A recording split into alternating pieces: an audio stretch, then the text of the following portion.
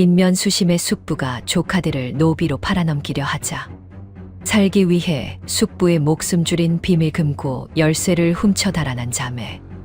빗속에 끈질긴 추격전 끝에 기생집 헛간으로 숨어들지만 행수 기생에게 들켜 쫓겨날 위기에 처하고, 바로 그때 몽둥이를 든 숙부가 기생집 문을 박차고 들어와 내 열쇠와 그년들을 당장 내놓으라며 행패를 부리기 시작하는데, 본격적인 사연 시작 전 구독과 좋아요 한 번씩 부탁드립니다. 그리고 지금 어디서 이 이야기를 듣고 계신지 댓글로 남겨주세요. 댓글 남겨주신 모든 분들이 머무시는 그 자리에 이 이야기처럼 따뜻하고 기적 같은 행운만 가득하시기를 바라겠습니다. 고을에서 제일 가는 부자 소리를 듣던 김진사 댁의 사랑채에는 늦은 시각임에도 희미한 호롱불이 일렁이고 있었습니다. 그 불빛 아래 탐욕스럽게 생긴 사내 둘이 머리를 맞대고 은밀한 작당을 벌이고 있었습니다. 김진사가 낮게 깔린 목소리로 물었습니다. 그래, 오늘 밤이란 말이지. 김진사의 맞은편에 앉은 자는 험상궂은 인상의 노비 상인이었습니다. 상인은 누런 이빨을 드러내며 비열하게 웃었습니다. 예, 나으리. 뱃사공도 매수해 두었습니다. 오늘 밤 자시의 뒷문으로 아이들을 내보내 주시면 쥐도 새도 모르게 천국으로 가는 배에 태워 보내겠습니다. 계집 아이들이라 값은 톡톡히 쳐드릴 테니 걱정 마십시오. 허허, 값이 문제겠나. 그저 내 눈앞에서 그 꼴 보기 싫은 것들을 치워버리는 게지. 형님이 남긴 재산을 지키려면 어쩔 수 없는 일 아니겠나. 김진사는 혀를 차며 술잔을 비웠습니다. 김진사가 말하는 꼴 보기 싫은 것들이란 바로 형님이 세상을 떠난 뒤 이 집에 얹혀 살게 된 두 조카 12살 설화와 8살 설양이었습니다. 같은 시각 안채 구석진 행랑방에서는 언니 설화가 이불도 없이 웅크려 자는 동생 설양이의 등을 토닥이고 있었습니다. 냉골이나 다름없는 차가운 방바닥에서 자매는 서로의 체온에 의지해 겨우 잠을 청하곤 했습니다. 헌데 그날따라 유난히 거센 빗소리에 잠을 설친 설화는 목이 말라 부엌으로 향하려던 참이었습니다. 그때였습니다. 사랑채 쪽에서 들려오는 낯선 목소리에 설화의 발걸음이 멈칫했습니다. 이 밤중에 누구일까 하는 호기심 반, 두려움 반으로 사랑채 문틈에 귀를 가져다 댄 설화의 얼굴이 순식간에 창백하게 질렸습니다. 오늘 밤 묶어가라. 정국으로. 그것은 사형 선고나 다름없었습니다. 하나뿐인 혈육인 숙부가 자신들을 팔아넘기려 한다는 사실을 알게 된 어린 소녀의 가슴은 공포로 요동쳤습니다. 다리가 후들거려 서 있기조차 힘들었지만 설화는 입술을 꽉 깨물었습니다. 설화는 속으로 다짐했습니다. 안 돼. 설향이까지, 내 동생까지 팔려가게 할 수는 없어. 설화는 떨리는 몸을 돌려 다시 행랑방으로 뛰어가려 했습니다. 헌데 열린 사랑채 문틈으로 김진사가 잠시 자리를 비우는 모습이 보였습니다. 내 잠시 뒤간 좀 다녀올 테니 자네는 술이나 들고 있게. 김진사가 밖으로 나가자 방 안에는 술에 취해 꾸벅꾸벅 조는 상인 혼자만 남게 되었습니다. 그 순간 설화의 눈에 벽장 문고리에 걸려있는 무언가가 들어왔습니다. 검고 투박한 무쇠 열쇠 꾸러미였습니다. 그것은 단순한 열쇠가 아니었습니다. 김진사가 목숨보다 아끼는 비밀 금고, 김진사가 늘 품에 지니고 다니며 잘 때도 베개 밑에 숨겨둔다는 바로 그 열쇠였습니다. 어린 설화는 본능적으로 깨달았습니다. 저게 없으면 숙부는 꼼짝도 못해. 저게 우리의 살 길이야. 설화는 두려움을 억누르고 고양이처럼 살금살금 방 안으로 들어갔습니다. 상인은 코를 골고 있었지만 언제 깰지 모르는 일촉즉발의 상황이었습니다. 설화의 작은 손이 열쇠 꾸러미를 낚아채는 순간 밖에서 헛기침 소리가 들려왔습니다. 김진사가 돌아오고 있었던 것입니다. 설화는 소스라치게 놀라며 뒷문으로 몸을 날렸습니다. 방으로 들어서던 김진사가 그림자를 발견하고 고함을 질렀습니다. 누구냐? 설화는 뒤도 돌아보지 않고 행랑방으로 달려가 자고 있던 동생을 흔들어 깨웠습니다. 설향아, 일어나, 도망가야 해. 언니, 왜 그래? 비몽사몽인 동생의 손을 잡아 끌고 설화는 억수같이 쏟아지는 빗속으로 뛰쳐나갔습니다. 신발을 신을 새도 없어 맨발이었습니다. 차가운 지늘기 발가락 사이로 밀려 들어왔지만 뒤에서 들려오는 고함 소리가 더 무서웠기에 아픔을 느낄 겨를조차 없었습니다. 전현들 잡아라. 내 열쇠를 훔쳐갔다. 김진사의 목소리가 천둥소리보다 더 크게 마당을 울렸습니다. 곧이어 횃불을 든 하인들이 우르르 쏟아져 나왔습니다. 칠흑 같은 어둠 속 번쩍이는 횃불들이 마치 굶주린 늑대의 눈빛처럼 자매를 쫓아왔습니다. 설향이가 울먹이며 넘어졌습니다. 언니 무서워. 나 다리 아파. 설화는 동생을 일으켜 세우며 필사적으로 뛰었습니다. 하오나 어린아이들의 걸음이 어른들을 당해낼 리 만무했습니다.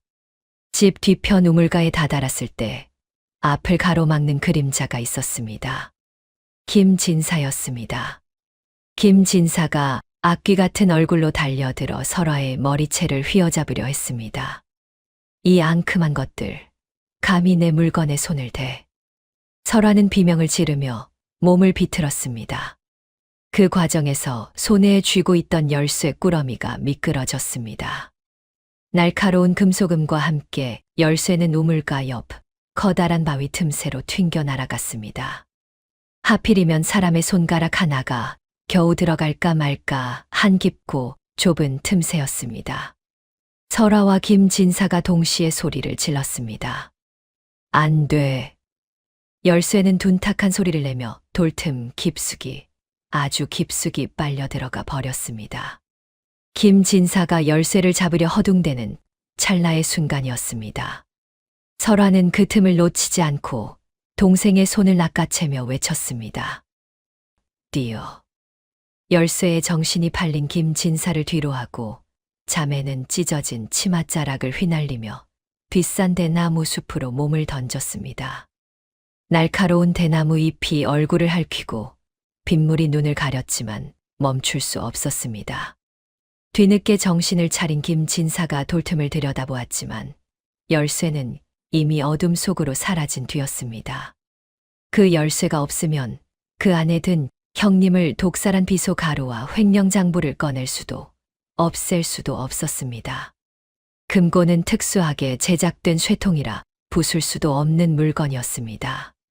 김진사는 빗물에 젖은 땅을 치며 짐승처럼 울부짖었습니다.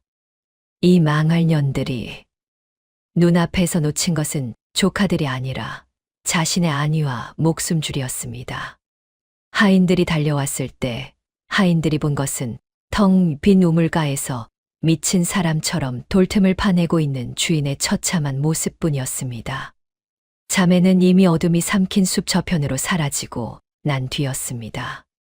그렇게 가진 것 하나 없이 맨발로 세상에 내동댕이 쳐진 두 자매의 고단한 운명은 굵은 빗줄기와 함께 시작되고 있었습니다. 밤새 쏟아지던 비는 그칠 기미가 보이지 않았습니다.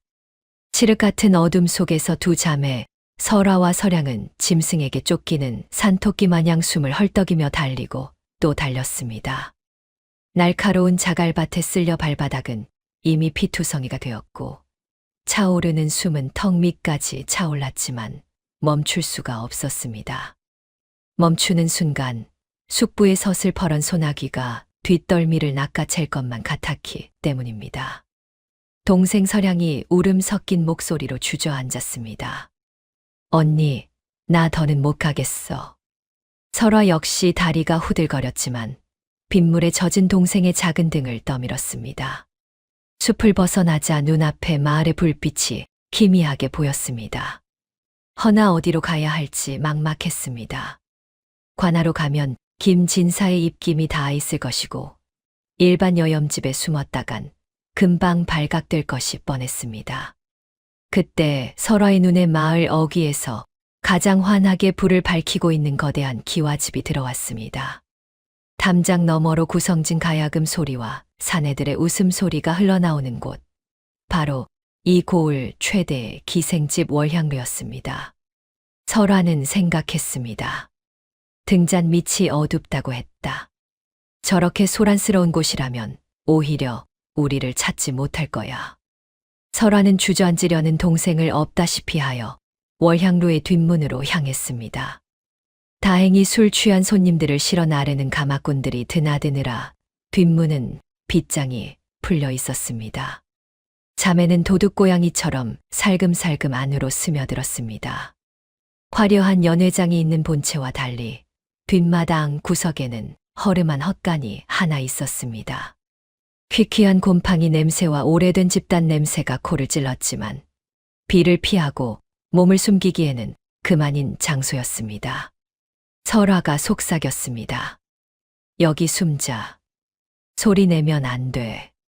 두 사람은 헛간 한 구석, 쌀독들이 층층이 쌓인 틈새로 몸을 구겨 넣었습니다. 긴장이 풀리자 그제야 젖은 옷 위로 한기가 들이닥쳐 이가 딱딱 부딪혔습니다. 설화는 덜덜 떠는 동생을 품에 꼭 안고 자신의 체온을 나누어 주었습니다. 하지만 그 평온은 오래가지 않았습니다. 날카로운 목소리와 함께 헛간 문이 벌컥 열렸습니다. 아니, 이게 무슨 냄새야? 촛불을 들고 나타난 이는 월향루의 주인, 행수 기생 월매였습니다. 화려한 비단옷을 입고 긴 곰방들을 문 월매의 눈매는 매서웠습니다. 월매는 헛간 구석에 웅크린 흙투성이의 아이들을 발견하고는 미간을 찌푸렸습니다. 어머, 이것들이 언제 들어왔어? 예, 마당쇠야. 소금 가져오너라. 재수 없게 거지들이 기어들어왔구나. 월매에게 있어 이 아이들은 그저 영업을 방해하는 불청객일 뿐이었습니다. 월매가 앙칼진 목소리로 하인들을 부르려는 찰나 밖에서 소란스러운 굉음이 들려왔습니다. 이 쥐새끼들이 어디로 숨었어? 썩 나오지 못해. 익숙하고도 끔찍한 목소리, 바로 김진사였습니다. 김진사는 10여 명의 건장한 추노꾼들을 대동하고 월향루 대문을 박차고 들어왔습니다. 술이 거나하게 취한 데다 분노로 눈을 뒤집힌 김진사는 손에 잡히는 대로 기물을 때려 부수기 시작했습니다. 월향루의 하인들이 말려보았지만 역부족이었습니다. 나으리, 이러시면 곤란합니다. 김진사는 씩씩거리며 고래고래 소리를 질렀습니다. 내 열쇠 내놔. 분명 요 쥐새끼들이 이리로 들어오는 걸 봤다는 놈이 있어. 헛간 안에서 이 소리를 듣고 있던 설화와 설향은 숨조차 쉴 수 없었습니다. 월매 역시 당황하여 밖으로 나갔습니다. 월매가 허리춤에 손을 얹고 따져 물었습니다. 아니, 이게 무슨 행패십니까? 대감, 영업하는 가게에 들어와서 다짜고짜 때려 부수다니요. 아무리 양반이라 해도 월향루는 고을 사또는 물론 한양에서 내려온 고관대작들도 드나드는 곳이었습니다. 행수인 자신의 체면을 이리 짓밟는 것은 참을 수 없는 일이었습니다. 허나 이성을 잃은 김진사의 눈에는 아무것도 보이지 않았습니다. 김진사는 월매의 코앞까지 다가와 침을 튀기며 삿대질을 해댔습니다. 내년이 그 도둑년들을 숨겨주었지. 썩 내놓지 않으면 이 기방을 쑥대밭으로 만들 테다. 도둑이라니요? 여기엔 술 마시러 온 점잖은 분들뿐입니다. 썩 나가지 못해요? 이 천한 것이 어디서 눈을 보라려. 김진사가 옆에 있던 값비싼 청자 화병을 발로 걷어찼습니다. 날카로운 파열음과 함께 산산조각난 파편들이 사방으로 튀었습니다. 그것은 월매가 가장 아끼던 명나라에서 들여온 귀한 물건이었습니다. 월매의 얼굴이 불그락푸르락해졌습니다. 단순한 소란이 아니라 자신의 자존심과 재산에 흠집을 낸 것입니다. 김진사의 명령이 떨어졌습니다. 샅샅이 뒤져서 그년들을 찾아내 추노꾼들이 흙 묻은 신발을 신은 채 마루 위로 뛰어올랐습니다. 방마다 문을 벌컥벌컥 열어젖히자 술을 마시던 양반들과 기생들이 비명을 지르며 뛰쳐나왔습니다. 월향로는 순식간에 아수라장이 되었습니다. 추노꾼 중 하나가 헛간 쪽으로 다가왔습니다. 헛간 문이 열리고 횃불의 불빛이 안을 비추었습니다. 쌀독 뒤에 숨은 자매는 서로의 입을 틀어막고 눈을 질끈 감았습니다. 심장이 터질 듯 쿵쾅거려 그 소리가 밖으로 새어나갈 것만 같았습니다.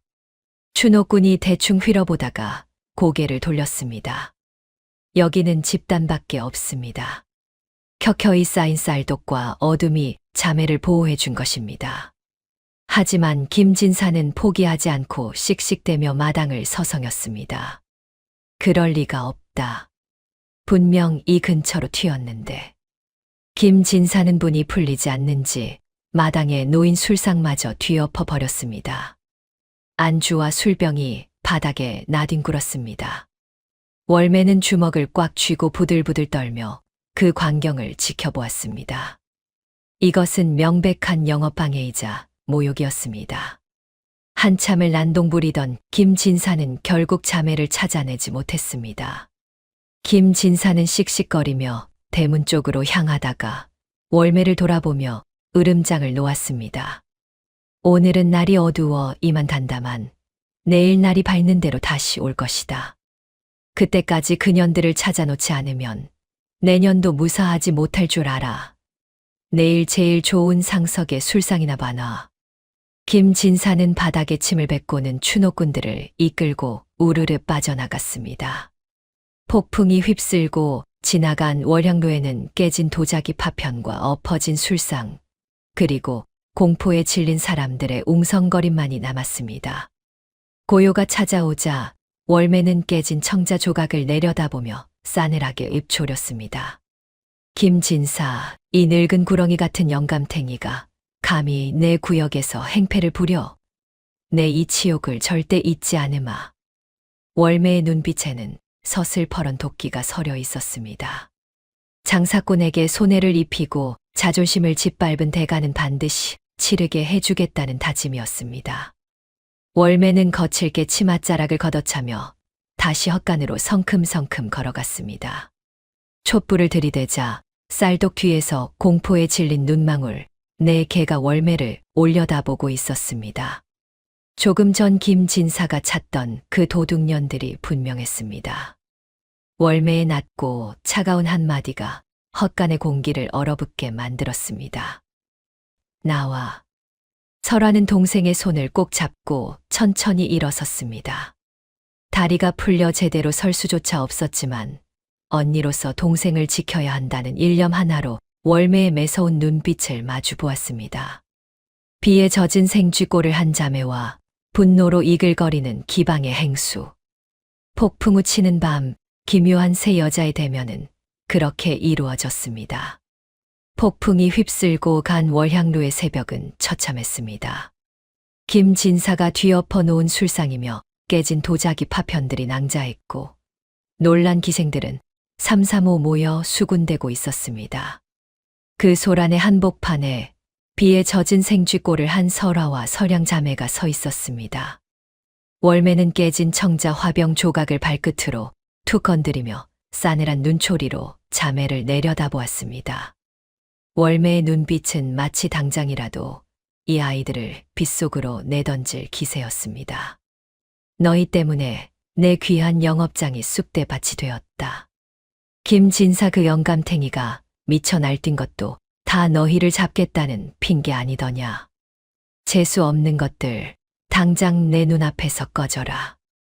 월매의 호통에 동생 설양은 언니의 치맛자락을 꽉 움켜쥐고 바들바들 떨었습니다. 하지만 언니 설화는 물러서지 않았습니다. 지금 이 문 밖으로 나가면 김진사의 하인들에게 잡혀 죽거나 천국으로 팔려가는 길뿐이라는 것을 너무나 잘 알고 있었기 때문입니다. 설화는 젖은 바닥에 무릎을 꿇고 애원했습니다. 행수 어르신, 제발 살려주십시오. 하룻밤만이라도 좋으니 숨겨주세요. 나가면 저희는 죽은 목숨입니다. 내 알바 아니다. 장사꾼에게 손해를 끼치는 물건은 쓰레기일 뿐이야. 여봐라, 이것들을 당장 대문 밖으로 끌어내라. 월매가 매몰차게 고개를 돌리며 장부를 정리하던 책상으로 걸어갔습니다. 월매는 화가 난 손길로 주판을 튕기기 시작했습니다. 김진사가 부수고 간 기물들의 값을 계산하여 내일 아침 당장 청구서를 들이밀 작정이었습니다. 어디 보자. 청자 화병이 30냥, 술상이 2개, 병풍이 1. 그리고 박진산의 외상값까지 합치면 월매는 머리가 지끈거리는지 관자놀이를 꾹꾹 눌렀습니다. 옆에서 장부를 돕던 산원 녀석은 겁을 먹었는지 손을 떨며 주판알을 자꾸만 잘못 튕겼습니다. 월매가 서기의 등짝을 후려치며 짜증을 냈습니다. 에이그, 이 멍청한 놈아. 단량에 7냥을 더하는데 어떻게 10냥이 나오느냐. 밥 먹고 하는 짓이라곤 주판 튕기는 것뿐인 놈이 이리 셈이 흐려서야. 그때였습니다. 하인들의 손에 이끌려 끌려나가던 설화가 다급하게 소리쳤습니다. 틀렸습니다. 그 당돌한 외침에 월매의 손이 멈췄습니다. 연회장에 있던 모든 시선이 꾀죄죄한 소녀에게 쏠렸습니다. 월매는 기가 차다는 듯 헛웃음을 흘리며 설화에게 다가갔습니다. 뭐라, 지금 내년이 뭐라고 했느냐? 방금 계산하신 박진사 댁 외상값 말입니다. 지난달 미수금 단량을 빼먹으셨습니다. 아까 장부를 넘기실 때 얼핏 보니 붉은 줄로 그어진 단량이 이월되어 있었습니다. 그러니 총계는 75냥이 아니라 80냥이 맞습니다. 설화의 눈빛은 흔들림이 없었습니다. 월매는 설마 하는 표정으로 다시 장부를 펼쳐 들었습니다.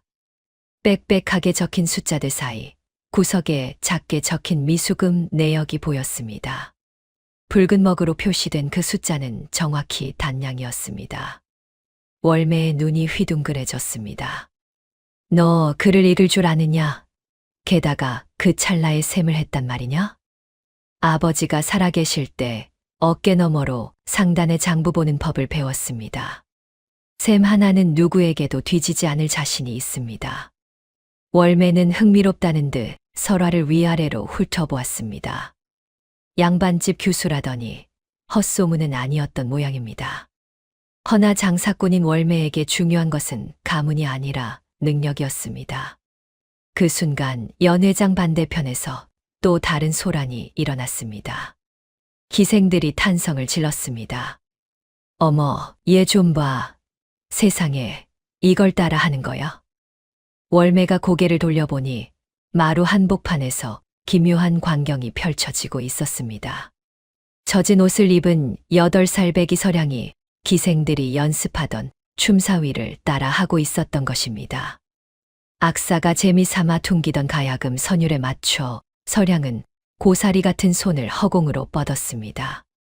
놀라운 것은 그저 동작을 흉내내는 수준이 아니라는 점이었습니다. 아이의 손끝에는 기가 막힌 곡선이 살아 있었습니다. 슬픔을 머금은 듯 처연하게 꺾이는 손목의 각도, 발 뒤꿈치를 살짝 들어 올리며 내딛는 버선발의 리듬감은 10년을 수련한 기생들조차 혀를 내두를 정도였습니다. 비록 옷은 흙탕물의 절어 냄새가 났지만 춤을 추는 그 순간만큼은 서량의 몸에서 눈부신 광채가 뿜어져 나오는 듯 했습니다. 술이 덜 깬 채 멍하니 앉아있던 손님 몇몇이 저도 모르게 박수를 치며 지갑을 열었습니다. 허허, 그 꼬마 녀석 참 기특하구나. 내 평생 저런 춤선은 처음 본다. 여봐라, 저 아이에게 줄 떡값이다. 받아라. 손님들이 던진 엽전 몇 잎이 서량의 발치에 떨어졌습니다. 서량은 춤을 멈추고 배시시 웃으며 언니에게 달려가 안겼습니다. 언니, 나 잘했지. 월매는 그 광경을 놓치지 않았습니다. 월매의 머릿속에서 재빠르게 주판알이 굴러갔습니다. 언니는 앉은 자리에서 수천 냥을 굴릴 상단의 대행수감이고, 동생은 사내들의 혼을 쏙 빼놓을 조선 제1의 명기감이구나. 월매가 평생을 바쳐 일군 월향루였지만 늘 고민은 있었습니다. 믿고 맡길 만한 똑똑한 장부쟁이가 없다는 것. 그리고 자신의 뒤를 이어 이 기방을 지탱할 장안에 으뜸 가는 명기가 없다는 것. 헌데 제 발로 굴러들어 온 이 거짓골을 한 자매가 바로 그 해답이었던 것입니다. 월매의 표정이 순식간에 바뀌었습니다. 싸늘하던 도끼는 사라지고 마치 귀한 보석 원석을 발견한 세공사처럼 탐욕스럽고도 흐뭇한 미소가 입가에 번졌습니다. 월매는 부채를 쫙 펴들며 하인들에게 소리쳤습니다. 뭐 하고들 있느냐? 썩 물러서지 않고. 하인들이 영문을 몰라 쭈뼛거리자 월매가 성큼성큼 다가와 설화의 어깨에 손을 올렸습니다. 그리고 흙 묻은 서량의 볼을 제 손수건으로 닦아주며 말했습니다. 얘들아, 내 생각이 바뀌었다. 김진사 그 늙은이가 내 물건을 부순 값은 받아내야 하지 않겠느냐? 헌데 돈 대신 너희를 받으면 딱 맞을 것 같구나. 설화가 놀란 눈으로 쳐다보며 물었습니다. 네, 그게 무슨 말씀이신지. 월매는 허리를 숙여 설화와 눈을 맞추었습니다. 너희 숙부라는 작자가 너희를 팔아넘기려 했다지. 그깟 푼돈에 팔려가기엔 너희 재주가 너무 아깝지 않으냐. 내 너희를 거두어 주마. 먹여주고 재워주고 입혀주마. 김진사 그 영감탱이가 감히 손끝 하나 못되게 막아주마. 그것은 단순한 호의가 아니었습니다. 철저하게 계산된 미천이었습니다. 하오나 벼랑 끝에 몰린 자매에게는 하늘에서 내려온 동아줄과도 같았습니다. 월매가 검지를 들어 올리며 단호하게 덧붙였습니다. 대신 공짜는 없다. 너는 내 장부를 관리하여 땡전 한 푼 새 나가지 않게 막아야 할 것이고, 내 동생은 내 밑에서 혹독하게 기회를 배워야 할 것이다. 그리하여 훗날 너희가 벌어들일 돈으로 내 노후를 책임지거라. 할 수 있겠느냐? 설화는 왈칵 눈물을 쏟으며 월매의 치맛자락을 잡았습니다. 그것은 굴욕적인 복종이 아니라 살아남았다는 안도감과 기회를 얻은 자의 결이었습니다. 예, 무엇이든 하겠습니다. 시키시는 대로 다 하겠습니다. 제 동생만 지켜주신다면 제 뼈가 부서져도 은혜를 갚겠습니다. 월매는 만족스러운 듯 고개를 끄덕였습니다. 좋다. 오늘부터 너희는 월향로의 식구다. 얘들아, 당장 목욕물 데워라. 그리고 제일 따뜻한 아랫목에 이불 깔아놓고 내 보물들이 감기라도 들면 큰일이니라. 조금 전까지 자매를 내쫓으려던 하인들이 예 하고 넙죽 대답하며 분주하게 움직이기 시작했습니다.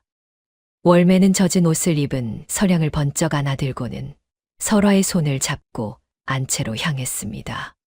그 뒷모습을 바라보며 설화는 주먹을 꽉 쥐었습니다.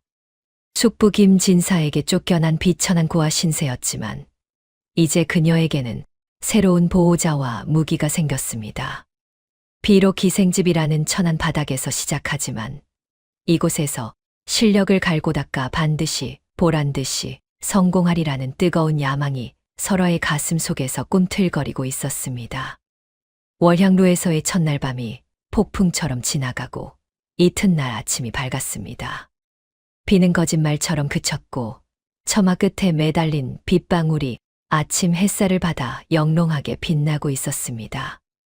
따뜻한 아랫목에서 눈을 뜬 설화는 잠시 천장을 멍하니 바라보았습니다. 곰팡내 나는 행랑방이 아닌 은은한 분 냄새가 나는 비단 이불 속이었습니다. 옆에는 동생 설향이 곤히 잠들어 있었습니다. 뽀얗게 씻겨놓은 동생의 얼굴에는 더 이상 공포와 굶주림에 그늘이 없었습니다. 설화는 조심스럽게 동생의 볼을 쓰다듬으며 다짐했습니다. 이 평화를 절대 뺏기지 않겠어. 하지만 현실은 냉혹했습니다. 월매가 자매를 거두어 주기로 했지만 숙부 김진사는 여전히 시퍼렇게 살아 있었습니다. 김진사는 오늘 밤 다시 이곳에 들이닥칠 것이고 자매를 찾지 못한다면 월향로에 또다시 해코지를 할 게 분명했습니다. 언제까지 숨어 지낼 수는 없는 노릇이었습니다. 설화는 자리에서 일어나 옷매무새를 단정히 했습니다. 월매가 내어준 깨끗한 무명 치마 저고리를 입으니 제법 양반과 규수티가 났습니다. 설화는 심호흡을 한 번 크게 내쉬고는 방문을 나섰습니다. 마당으로 나가니 월매는 대청마루에 앉아 긴 곰방대를 물고 있었습니다. 월매 앞에는 어제 김진사가 깨부순 청자 화병의 파편들이 처참하게 널려 있었습니다. 월매는 그 조각들을 바라보며 깊은 한숨을 내쉬고 있었습니다. 설화가 조용히 다가가 불렀습니다. 행수 어르신. 월매는 고개를 돌려 설화를 쳐다보았습니다. 붓으로 그린 듯한 눈썹이 꿈틀했습니다. 벌써 일어났느냐? 더 자두지 않고. 내 동생은? 곤히 자고 있습니다. 어르신, 드릴 말씀이 있어 나왔습니다. 설화의 목소리에는 어린아이답지 않은 비장함이 서려 있었습니다.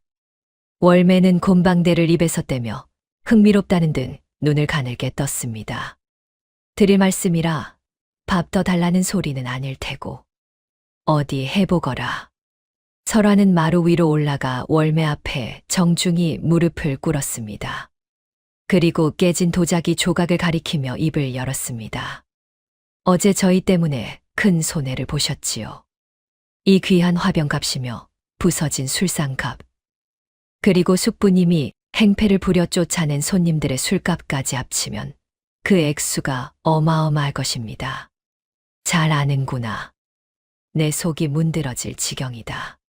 김진사 그 늙은 구렁이에게 받아내야 하는데 그 위인이 어디 순순히 돈을 내놓을 위인이냐. 배째라고 나오면 관아에 고해야 하는데 사또하고도 한 통속이니 골치가 아프구나. 월매가 혀를 찼습니다. 그러자 설화가 고개를 들고 또렷한 눈빛으로 월매를 직시했습니다. 제가 받아다 드리겠습니다. 월매가 헛웃음을 터뜨렸습니다. 뭐라, 내가, 이제간 12살 된 내가 호랑이 굴에 들어가서 돈을 받아오겠다고 퍽이나 기특한 소리를 하는구나. 괜한 객기 부리지 말고 들어가서 장부 보는 법이나 익히거라. 객기가 아닙니다. 거래를 하려는 것입니다. 설화의 입에서 거래라는 단어가 나오자 월매의 눈빛이 달라졌습니다. 장사꾼에게 거래만큼 솔깃한 단어는 없으니까요. 저희를 거두어 주신 은혜는 백골이 난망하오나 그저 밥만 축내는 식객으로 남고 싶지는 않습니다. 제가 숙부님의 금고를 열어 그간 밀린 외상값은 물론이고 어르신이 입으신 손해의 10배, 아니 100배를 갚아드리겠습니다. 금고를 열어. 내 숙부가 열쇠를 잃어버려서 난리통인데 내가 무슨 수로 금고를 연단 말이냐? 그 열쇠가 어디 있는지 제가 압니다. 순간 월매의 표정이 굳어졌습니다. 월매는 곰방대를 탁 내려놓고 상체를 앞으로 숙였습니다. 목소리가 은밀하게 낮아졌습니다. 그게 정말이냐? 내가 그걸 훔쳤다는 소문이 사실이었구나. 훔친 것이 아니라 잠시 맡아둔 것입니다. 어제 도망치다 우물가 돌틈에 빠뜨렸습니다. 숙부님은 손이 닿지 않아 꺼내지 못했지만 저는 꺼낼 방법이 있습니다. 설화는 어제 밤새 머릿속으로 구상했던 계획을 차분하게 설명했습니다. 김진사의 금고 안에는 단순히 돈만 있는 것이 아니라 아버지의 재산을 가로챈 이중장부와 독살의 증거가 들어있다는 사실까지 털어놓았습니다. 이야기를 다 들은 월매는 잠시 침묵했습니다. 월매는 노련한 장사꾼이었습니다. 이 아이의 말이 사실이라면 이것은 단순히 밀린 술값을 받는 차원이 아니었습니다. 고을의 유지인 김진사의 약점을 쥐고 흔들 수 있는 그야말로 일생일대의 기회였습니다. 월매의 입가에 묘한 미소가 번졌습니다. 호, 이거 판이 생각보다 크구나. 월매는 부채를 펴들고 손바닥을 탁 쳤습니다. 좋다. 내 너의 그 당찬 눈빛을 믿어보마. 허나 실패하면 너나 나나 무사하지 못할 것이다. 김진사는 독이 바짝 오른 독사야. 물리면 죽는다. 알고 있습니다. 그래서 어르신의 도움이 필요합니다. 내가 무엇을 해주면 되겠느냐? 오늘 밤 숙부님이 다시 오신다고 했지요. 그때 어르신께서 숙부님을 붙잡아 주십시오. 술에 취해 인사불성이 되도록 만들어 주시면 그 사이에 제가 다녀오겠습니다. 시간을 벌어달라? 월매는 고개를 끄덕였습니다. 기생생활 20년에 사내를 술독에 빠뜨려 정신 못 차리게 하는 것쯤은 식은 죽 먹기보다 쉬운 일이었습니다. 그건 내 전공이니 걱정 말거라. 아주 진탕 마시게 해서 제 집 대문이 어디 붙어 있는지도 모르게 만들어주마. 헌데 그 깊은 돌틈에 빠진 열쇠는 어찌 꺼낼 요량이냐? 내 팔이 아무리 가늘어도 닿지 않을 텐데. 설화는 품속에서 종이 한 장을 꺼내 펼쳤습니다. 그곳에는 간단한 그림이 그려져 있었습니다. 지남철이 필요합니다. 그리고 가늘고 긴 대나무 살도요. 지남철을 대나무 끝에 매달아 넣으면 무쇠로 된 열쇠가 달라붙을 것입니다. 월매는 그림을 들여다보며 탄성을 내질렀습니다. 기발하구나. 어린아이의 머리에서 이런 꾀가 나오다니. 역시 내 눈은 틀리지 않았어. 너는 크게 될 제목이다. 월매는 즉시 하인 마당쇠를 불렀습니다. 마당쇠야, 지금 당장 장터에 가서 제일 힘 좋은 지남철을 구해오너라. 그리고 뒷산에 가서 튼튼하고 긴 대나무도 한 짐 베어오고. 누가 물어보면 애들 장난감 만들어준다고 둘러대거라. 마당쇠가 달려나간 후 월매는 설화의 손을 꼭 잡았습니다. 월매의 손은 따뜻하면서도 힘이 있었습니다. 설화야, 명심해라. 오늘 밤이다. 김진사가 술에 취해 늘어지는 그 짧은 시간, 자시 전까지 돌아와야 한다. 만약 읽히면 나도 너를 구해줄 수 없다. 명심하겠습니다. 반드시 성공해서 돌아오겠습니다. 설화의 눈빛이 횃불처럼 타올랐습니다. 시간은 빠르게 흘러 어느덧 해가 뉘엿뉘엿 저물기 시작했습니다. 월향로에는 하나둘씩 청사초롱이 밝혀지고 기생들은 곱게 단장을 하며 손님 맞을 준비를 했습니다. 하오나 오늘따라 월향로의 공기는 여느 때와 달리 팽팽한 긴장감이 감돌았습니다. 설화와 설향은 다시 허름한 옷으로 갈아입었습니다. 잠입을 위해서는 눈에 띄지 않는 복장이 필요했기 때문입니다. 동생 설향이 걱정스러운 얼굴로 물었습니다. 언니 정말 가는 거야? 무서워. 숙부님이 있으면 어떡해? 설화는 동생의 허리춤에 단단히 끈을 메어주며 안심시켰습니다. 걱정 마. 숙부님은 여기 계실 거야. 우린 그 틈에 잠깐 집에 다녀오는 거야. 가서 아버님, 어머님 물건도 찾아오고 나쁜 숙부님 혼내줄 증거도 가져오는 거야. 설향이 너 어제 월매 아줌마 앞에서 춤췄던 것처럼만 하면 돼. 언니가 하라는 대로만 하면 아무 일 없을 거야. 응, 알았어. 설향은 고개를 끄덕였지만 작은 손은 여전히 떨리고 있었습니다. 그때 대문 밖에서 요란한 말발굽 소리와 함께 거친 고함이 들려왔습니다. 이리 오너라. 내 오늘이야말로 끝장을 보러 왔다. 김진사였습니다. 어제보다 더 많은 하인을 거느리고 살기등등한 기세로 월향로에 들이닥친 것입니다. 김진사의 눈은 붉게 충혈되어 있었고 손에는 몽둥이가 들려 있었습니다. 월매가 여유로운 미소를 지으며 마중 나갔습니다. 월매는 오늘따라 더욱 화려한 붉은 비단 치마를 입고 있었습니다. 어머, 진사 나으리, 어제 그리 가시고 얼마나 기다렸는지 모릅니다.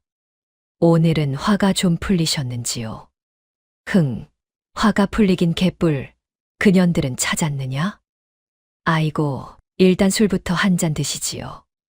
제가 나으리를 위해 특별히 귀한 술을 준비했습니다. 아이들 문제는 술 한 잔 하시면서 천천히 이야기하시지요.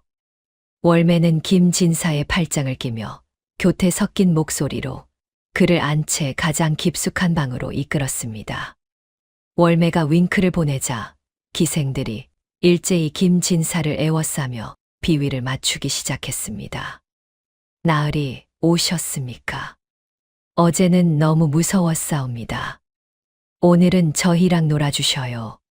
김진사는 기생들의 환대와 향긋한 술 냄새에 콧구멍을 벌름거렸습니다. 긴장이 살짝 풀린 듯 몽둥이를 내려놓으며 헛기침을 했습니다. 그래. 내 일단 술 맛이나 좀 보자꾸나. 허나 허튼 수작 부렸다간 재미없을 줄 알아. 그럼요. 자, 드시지요. 월매가 독한 소곡주를 김진사의 잔에 넘치도록 따랐습니다. 건배 소리와 함께 왁자지껄한 술판이 벌어졌습니다. 그 시각 뒷마당 개구멍 앞. 어둠 속에 몸을 숨긴 설화가 월매가 보내온 신호를 확인했습니다. 안채의 불이 꺼지고 가야금 소리가 높아진 것을 본 설화는 동생의 손을 잡았습니다. 가자. 이제 돌이킬 수 없는 주사위는 던져졌습니다. 자매는 익숙하지만 낯선 한때는 집이었으나 이제는 적진이 되어버린 그곳을 향해 어둠 속으로 몸을 던졌습니다. 품속에는 끝에 지남철을 매단 대나무 살이 차갑게 식어 있었지만 설화의 가슴 속 심장은 그 어느 때보다 뜨겁게 요동치고 있었습니다. 월향루의 화려한 불빛과 소란스러운 풍악 소리가 멀어지자 다시금 적막하고 차가운 어둠이 자매를 감쌌습니다. 두 아이가 향하는 곳은 마을 끝자락, 거대한 소슬대문이 위압적으로 서 있는 김진사 댁, 바로 며칠 전까지만 해도 자매의 보금자리였던 옛집이었습니다. 설향이 설화의 옷자락을 잡으며 기어들어가는 목소리로 속삭였습니다. 언니, 나 무서워. 어둠 속에 웅크리고 있는 기와집은 마치 거대한 짐승이 입을 벌리고 있는 것처럼 보였습니다. 설화는 떨리는 동생의 손을 더욱 꽉 움켜쥐었습니다. 자신의 손바닥에도 식은땀이 흥건했지만 동생 앞에서만은 약한 모습을 보일 수 없었습니다. 괜찮아. 숙부님은 지금 월향로에 계셔. 집에는 술 취한 하인들 몇 명뿐일 거야. 우리 집이잖아. 우리가 살던 곳인데 무서워할 것 없어. 설화는 스스로에게 최면을 걸 듯 다짐하며 담장 뒤편으로 발걸음을 옮겼습니다. 그곳에는 어른들은 절대 지나갈 수 없는 오직 아이들만 드나들 수 있는 작은 개구멍이 덤불 속에 숨겨져 있었습니다. 예전에 몰래 밖으로 나가 놀 때 이용하던 비밀 통로였습니다. 가시덤불을 헤치자 어른 주먹 2개 정도 크기의 구멍이 나타났습니다. 며칠 전 내린 비로 인해 구멍 주변은 질척한 진흙투성이었습니다. 내가 먼저 들어갈게. 내 발목 잡고 따라와. 설화가 먼저 엎드려 진흙구덩이 속으로 머리를 밀어 넣었습니다. 차갑고 축축한 흙이 얼굴과 손에 닿았고 퀴퀴한 곰팡이 냄새가 코를 찔렀습니다. 좁은 구멍을 통과하느라 어깨가 쓸리고 돌부리에 무릎이 까졌지만 아픔을 느낄 새도 없었습니다. 몸을 비틀어 담벼락 안쪽으로 빠져나오자 익숙한 뒷마당 풍경이 펼쳐졌습니다. 설화는 곧바로 뒤따라 나오는 설향의 손을 잡아 끌어올렸습니다.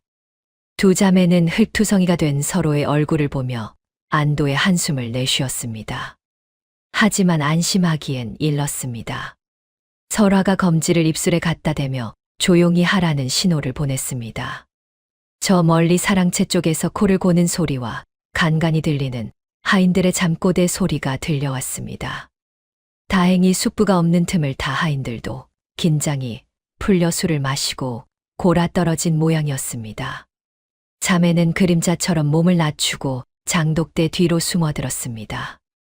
마당 한가운데에 있는 우물까지 가려면 하인들이 머무는 행랑채 앞을 지나야만 했습니다. 발소리를 죽이기 위해 숨조차 멈춘 채 한 발짝, 두 발짝 내디뎠습니다. 제발, 제발 깨지 마라. 그때였습니다.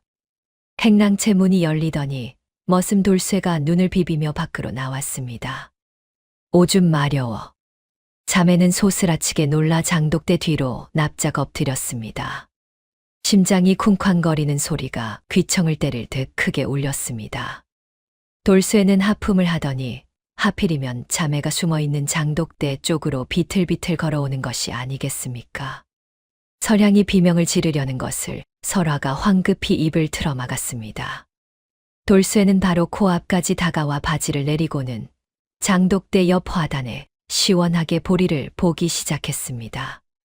찌린 내가 코끝을 찔렀지만 꼼짝할 수 없었습니다. 만약 여기서 들킨다면 모든 것이 끝장이었습니다. 긴 보리를 마친 돌쇠는 몸을 부르르 떨더니 다시 방으로 들어갔습니다. 문이 닫히는 소리가 들리고 나서야 자매는 참았던 숨을 몰아쉬었습니다. 등줄기에 식은땀이 비 오듯 흘러내렸습니다. 설화는 동생을 이끌고 잽싸게 마당을 가로질러 우물가로 달렸습니다. 가자, 지금이야. 그날 밤 숙부와 몸싸움을 벌였던 바로 그 장소였습니다. 우물 옆에 놓인 커다란 바위, 그리고 그 사이에 입을 벌리고 있는 좁고 깊은 틈새가 보였습니다. 설화는 품속에서 월매가 챙겨준 지남철이 매달린 대나무살을 꺼냈습니다. 그리고 바위 틈새에 얼굴을 바짝 들이댔습니다. 어둠 속이라 아무것도 보이지 않았습니다. 설향아, 달빛 좀 가려봐. 너무 어두워서 안 보여. 구름 사이로 희미하게 비치는 달빛에 의지의 돌틈 안을 들여다보았습니다. 깊고 컴컴한 틈새 저 아래쪽에서 아주 미세하게 반짝이는 무언가가 보였습니다. 설화의 목소리가 미세하게 떨렸습니다. 있다. 저기 있어. 숙부 김진사가 손가락이 굵어 닿지 않았던 그곳에 열쇠 꾸러미가 끼어 있었습니다. 하지만 눈으로 확인했다고 해서 끝난 것은 아니었습니다. 틈새는 굴곡져 있었고 자칫 잘못 건드렸다가는 열쇠가 더 깊은 구렁텅이로 빠져버릴 수도 있는 상황이었습니다. 설화는 심호흡을 한 번 크게 하고 대나무 살을 조심스럽게 틈새로 밀어 넣었습니다. 대나무 끝에 매달린 지남철이 둔탁한 소리를 내며 돌벽을 치고 내려갔습니다. 손끝에 전해지는 감각에 온 신경을 집중했습니다. 제발 한 번에 붙어다오. 대나무 살이 꽤 깊이 들어갔을 때였습니다. 지남철이 무언가에 닿는 느낌이 났습니다. 하오나 쇠가 아닌 돌에 닿은 둔탁한 느낌이었습니다. 설화는 식은땀을 흘리며 대나무 살을 살짝 비틀었습니다. 망을 보던 설향이 발을 동동 구르며 보채기 시작했습니다. 언니 빨리. 누가 올 것 같아. 사랑채 쪽에서 인기척이 느껴졌기 때문입니다. 마음이 급해진 설화의 손이 미세하게 떨렸습니다. 설화는 속으로 되뇌었습니다. 진정해, 김설화. 넌 할 수 있어. 이걸 꺼내야 아버지의 원수를 갚을 수 있어. 설화는 눈을 감고 손끝의 감각에만 의존했습니다. 머릿속으로 틈새의 모양을 그려가며 대나무 살을 요리조리 움직였습니다. 그때였습니다. 손끝에 묵직하고 경쾌한 진동이 전해졌습니다. 지남철이 무쇠쇠붙이에 강력하게 달라붙는 느낌이었습니다. 설화가 작게 탄성을 질렀습니다. 잡았다. 하지만 기뻐하기엔 일렀습니다. 끌어올리는 것이 더 큰 문제였습니다. 중간에 돌부리에 걸려 떨어지기라도 한다면 그 소리에 하인들이 깰 것이 분명했습니다. 설화는 숨조차 쉬지 않고 아주 천천히 신중하게 대나무 살을 들어 올리기 시작했습니다. 열쇠 꾸러미가 돌벽을 긁으며 올라오는 소리가 천둥 소리처럼 크게 느껴졌습니다. 틈새의 입구까지 거의 다 올라왔을 무렵 갑자기 열쇠가 중간에 꽉 끼어 꼼짝도 하지 않았습니다. 설화의 얼굴이 사색이 되었습니다. 어떻게 안 빠져. 좁은 틈새의 병목 구간에 열쇠 뭉치가 걸려버린 것입니다. 억지로 힘을 주어 당기면 지남철에서 열쇠가 떨어져 나갈 위기였습니다. 그때 저 멀리 대문 밖에서 웅성거리는 소리가 들려왔습니다. 나으리, 왜 벌써 오십니까요? 아, 몰라. 이놈의 열쇠 생각이 나서 술맛이 뚝 떨어졌어. 김진사였습니다. 월매가 붙잡아두기로 했지만 의심 많은 김진사가 불안함을 못 이기고 예상보다 훨씬 일찍 귀가해버린 것입니다. 설아와 설향의 눈이 휘둥그레졌습니다. 이제 도망칠 시간조차 없었습니다. 설향이 울먹이며 주저앉았습니다. 언니. 설아는 입술을 깨물어 피가 날 정도로 꽉 다물었습니다. 여기서 포기하면 끝이었습니다. 힘으로 하면 안 되고 돌려야 했습니다. 설아는 당황하지 않고 대나무 살을 시계 방향으로 살살 돌렸습니다. 그러자 꽉 끼어있던 열쇠 꾸러미가 각도를 바꾸며 톡 하고 풀려났습니다. 마침내 차가운 쇠붙이가 틈새 밖으로 딸려 나왔습니다. 설아는 잽싸게 손을 뻗어 열쇠 꾸러미를 낚아채듯 잡았습니다. 손바닥에 전해지는 묵직하고 서늘한 감촉. 그것은 단순한 열쇠가 아니라 자매의 목숨이자 미래였습니다. 찾았다. 안도감의 다리가 풀릴 뻔했지만 지금은 감상에 젖을 때가 아니었습니다. 대문 빗장을 여는 소리가 들려왔습니다. 김진사의 고함이 마당을 울렸습니다. 문 열어라. 아무도 없느냐? 이제 곧 김진사가 들어올 것입니다. 그리고 열쇠를 확인하러 제일 먼저 이곳 우물가로 올 것이 뻔했습니다. 설아는 열쇠를 품속 깊이 찔러 넣고 벌떡 일어났습니다. 설향아, 사랑채 뒤편 벽장으로 뛴다. 거기가 금고야. 숙부님이 오시는데 사랑채로 가자고? 등잔 밑이 어두운 법이야. 숙부님이 우물가를 확인하는 동안 우리는 안쪽으로 들어가야 해. 거기로 가야만 살 수 있어. 설아의 판단은 대담했습니다. 도망치는 대신 오히려 호랑이 굴의 가장 깊은 곳으로 뛰어들기를 택한 것입니다. 두 자매는 그림자가 되어 어둠 속을 가로질러 사랑채의 뒷문으로 내달렸습니다.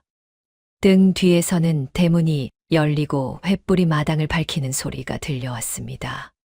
운명의 시간은 이제 몇 분 남지 않았습니다.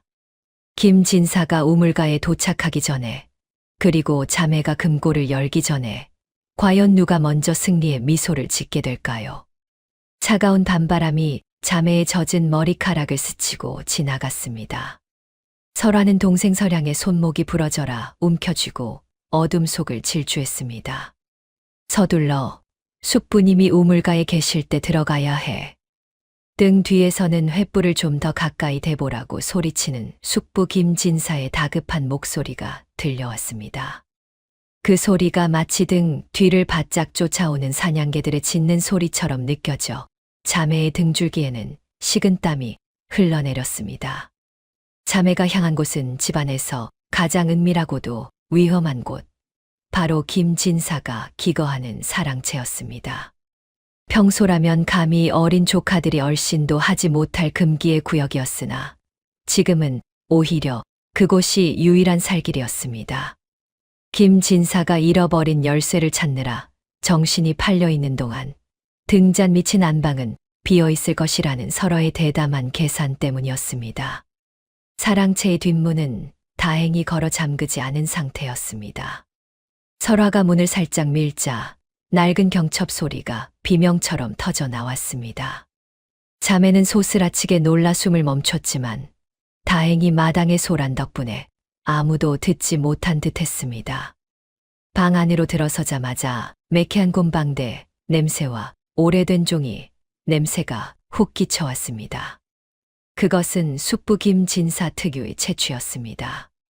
어둠 속에 희미하게 드러난 방 안 풍경은 며칠 전 자매가 쫓겨날 때와 하나도 변한 것이 없었습니다.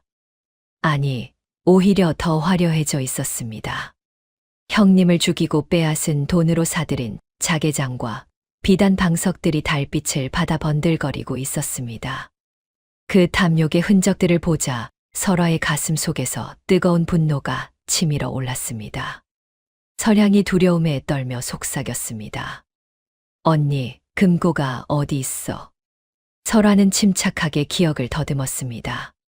예전에 아버지가 살아계실 때 숙부가 술에 취해 자랑하듯 떠들었던 말이 떠올랐습니다.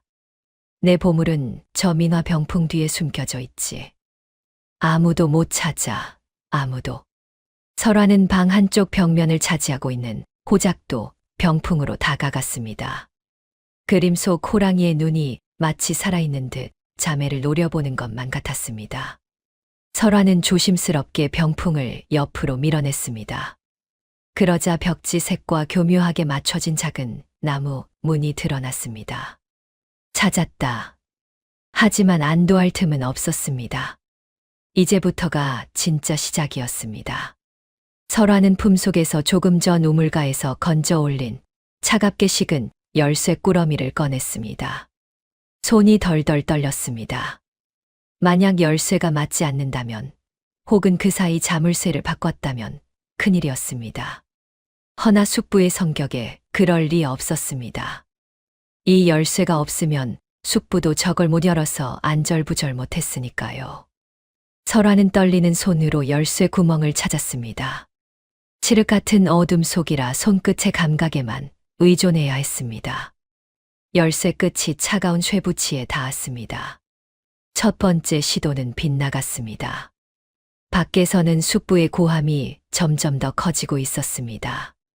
아니, 이 쥐새끼들이 분명 여기로 튀었는데 더 깊이 쑤셔보란 말이다. 시간이 없었습니다. 설화는 입술을 꽉 깨물고 다시 한번 열쇠를 밀어 넣었습니다. 이번에는 착하고 무언가 맞물리는 느낌이 들었습니다. 숨을 멈추고 손목을 오른쪽으로 비틀었습니다. 굳게 닫혀있던 판도라의 상자가 열리는 순간이었습니다. 설화가 나무 문을 당기자 벽 속에 숨겨진 공간이 드러났습니다. 그 안에서 퀴퀴한 돈 냄새가 확 풍겨 나왔습니다. 설향이 품에서 작은 부싯돌을 꺼내 불을 켰습니다. 흔들리는 불빛 아래 드러난 금고 안의 풍경은 실로 놀라웠습니다. 엽전 꾸러미가 산더미처럼 쌓여 있었고 그 옆에는 금괴와 은비녀 등 값비싼 폐물들이 번쩍이고 있었습니다. 모두 김진사가 형님의 재산을 가로채고 고을 백성들의 고혈을 짜내 모은 더러운 재물들이었습니다. 배고픔에 지친 설향이 저도 모르게 엽전 꾸러미에 손을 뻗으려 했습니다. 설화가 단호하게 동생의 손을 잡았습니다. 안 돼, 설향아. 돈은 건드리지 마. 돈을 가져가면 우리는 그냥 도둑이 되는 거야. 우리가 찾아야 할 건 그게 아니야. 설화는 재물들을 옆으로 치워내고 금고 가장 깊숙한 곳을 뒤지기 시작했습니다. 설화가 찾는 것은 아버지를 주둠으로 몰고 간 진실, 그리고 숙부의 목을 쥘 수 있는 결정적인 증거였습니다. 손끝에 빳빳한 종이 뭉치가 잡혔습니다. 꺼내어 펼쳐보니 겉장에는 매입 장부라고 적혀 있었지만 내용을 들여다본 설화의 눈이 커졌습니다. 그것은 관아에 보고하는 가짜 장부가 아닌 김진사가 실제로 뒷돈을 챙기고 횡령한 내역이 적나라하게 적힌 이중 장부였습니다. 날짜와 금액 그리고 뇌물을 바친 이방의 이름까지 꼼꼼하게 적혀 있었습니다. 이거야. 이걸로 숙부님이 횡령한 사실을 밝힐 수 있어. 하지만 이것만으로는 부족했습니다. 횡령죄로는 곤장 몇 대나 유배형에 그칠 수도 있었습니다. 아버지를 죽인 죗값을 치르게 하려면 더 확실한 것이 필요했습니다. 설화는 다시 금고 안으로 손을 집어넣었습니다. 구석진 곳에 붉은 비단으로 꽁꽁 싸매 둔 작은 약봉지가 만져졌습니다. 불길한 예감이 스쳤습니다. 떨리는 손으로 매듭을 풀자 그 안에는 하얀 가루가 들어 있었습니다. 냄새를 맡아보니 코를 찌르는 듯한 비릿한 향, 바로 비소였습니다. 순간 설화의 머릿속에 잊을 수 없는 그날의 기억이 주마등처럼 스쳐 지나갔습니다. 건강하던 아버지가 갑자기 피를 토하며 쓰러지던 날, 그 곁에서 슬픈 척 눈물을 흘리면서도 입가에는 묘한 미소를 띠고 있었던 숙부의 얼굴. 그리고 아버지가 드시던 탕야 그릇에서 나던 바로 그 비릿한 냄새. 설화의 눈에서 뜨거운 눈물이 툭 떨어져 하얀 가루 위를 적셨습니다. 아버지. 이 작은 가루가 이 한 줌의 독약이 다정한 아버지의 목숨을 앗아가고 우리 가족을 파탄냈구나. 억장이 무너지는 슬픔과 함께 뼈에 사무치는 증오가 솟구쳤습니다. 설향이 걱정스러운 눈빛으로 물었습니다. 언니, 왜 그래? 그게 뭐야? 설화는 눈물을 훔치며 약봉지를 다시 단단히 묶었습니다. 그리고 동생의 어깨를 잡고 또렷하게 말했습니다. 설향아, 잘 봐. 이게 바로 숙부님이 아버지를 돌아가시게 만든 증거야. 그리고 저 장부는 숙부님이 나쁜 짓을 했다는 기록이고, 이것만 있으면 숙부님을 관아에 넘기고 우리 집을 되찾을 수 있어. 정말, 그럼 이제 우리 안 쫓겨 다녀도 되는 거야? 그래. 그러니까 지금부터가 중요해. 이걸 가지고 무사히 빠져나가야 해. 설화는 이중 장부와 비소 약봉지를 미리 준비해 온 자루에 조심스럽게 담았습니다. 그리고 혹시나 하는 마음에 금고 문을 다시 닫고 열쇠로 잠근 뒤 병풍을 원래대로 돌려놓았습니다. 아무 일도 없었던 것처럼, 아무도 다녀가지 않은 것처럼 위장하기 위해서였습니다. 자매는 자루를 품에 꼭 안고 다시 뒷문을 향해 살금살금 걸음을 옮겼습니다. 이제 이 방을 나가 월향루로 돌아가기만 하면 되었습니다. 월매에게 이 증거들을 넘기면 약속대로 숙부를 응징해 줄 것이라 믿었습니다. 헌데 바로 그때였습니다. 사랑채 앞마당 쪽에서 웅성거리는 소리가 급격히 가까워졌습니다. 그리고 둔탁한 발소리가 나무 복도를 울리며 다가오고 있었습니다. 숙부 김진사의 목소리였습니다. 제기랄, 돌틈에도 없다니. 그럼 도대체 어디로 갔단 말이야. 우물가를 아무리 뒤져도 열쇠가 나오지 않자 화가 머리끝까지 난 김진사가 다시 방으로 돌아오고 있었던 것입니다. 혹시 그년들이 벌써 가져간 거 아냐? 내 방부터 확인해 봐야겠어. 김진사의 촉은 무서울 정도로 정확했습니다. 마루를 밟는 발소리가 심장 소리와 박자를 맞추며 점점 더 크게 들려왔습니다. 설향이 겁에 질려 뒷걸음질 쳤습니다. 언니, 어떡해. 뒷문으로 나가려면 마루를 지나야 하는데 숙부가 이미 마루 입구에 당도한 상태였습니다. 앞문도 뒷문도 모두 막혀버린 진퇴양난의 상황. 독 안에 든 쥐꼴이 된 것입니다. 설화는 급히 방 안을 둘러보았습니다. 숨을 곳이라고는 장롱 안이나 병풍 뒷뿐이었지만 방을 뒤지러 온 숙부의 눈을 피하기엔 역부족이었습니다. 앞문의 문고리가 돌아가는 소리가 들렸습니다. 동시에 숙부의 그림자가 창호지 문 위로 거대하게 드리워졌습니다. 괴물 같은 그림자가 점점 커지며 자매를 집어삼킬 듯이 압박해 왔습니다. 김진사가 하인에게 소리쳤습니다. 불 켜, 당장 불 켜란 말이다. 김진사가 문을 벌컥 열어젖히려는 그 찰나의 순간 설화의 눈에 방 한 구석에 놓인 커다란 뒤주가 들어왔습니다. 저기다. 선택의 여지가 없었습니다. 설화는 동생의 손을 낚아채고 소리 없이 뒤주를 향해 몸을 날렸습니다. 뚜껑을 열고 두 사람이 몸을 구겨 넣는 것과 동시에 방문이 활짝 열리며 횃불의 붉은 빛이 방 안으로 쏟아져 들어왔습니다.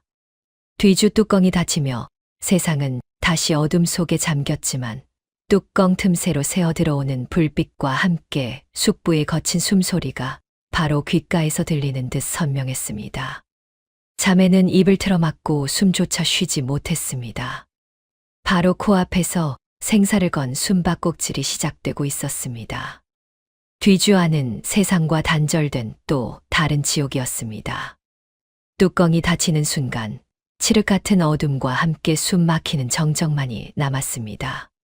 좁디 좁은 공간에는 오래된 나무 냄새와 쌀겨 냄새, 그리고 두 자매의 공포에 질린 땀 냄새가 뒤섞여 코를 찔렀습니다.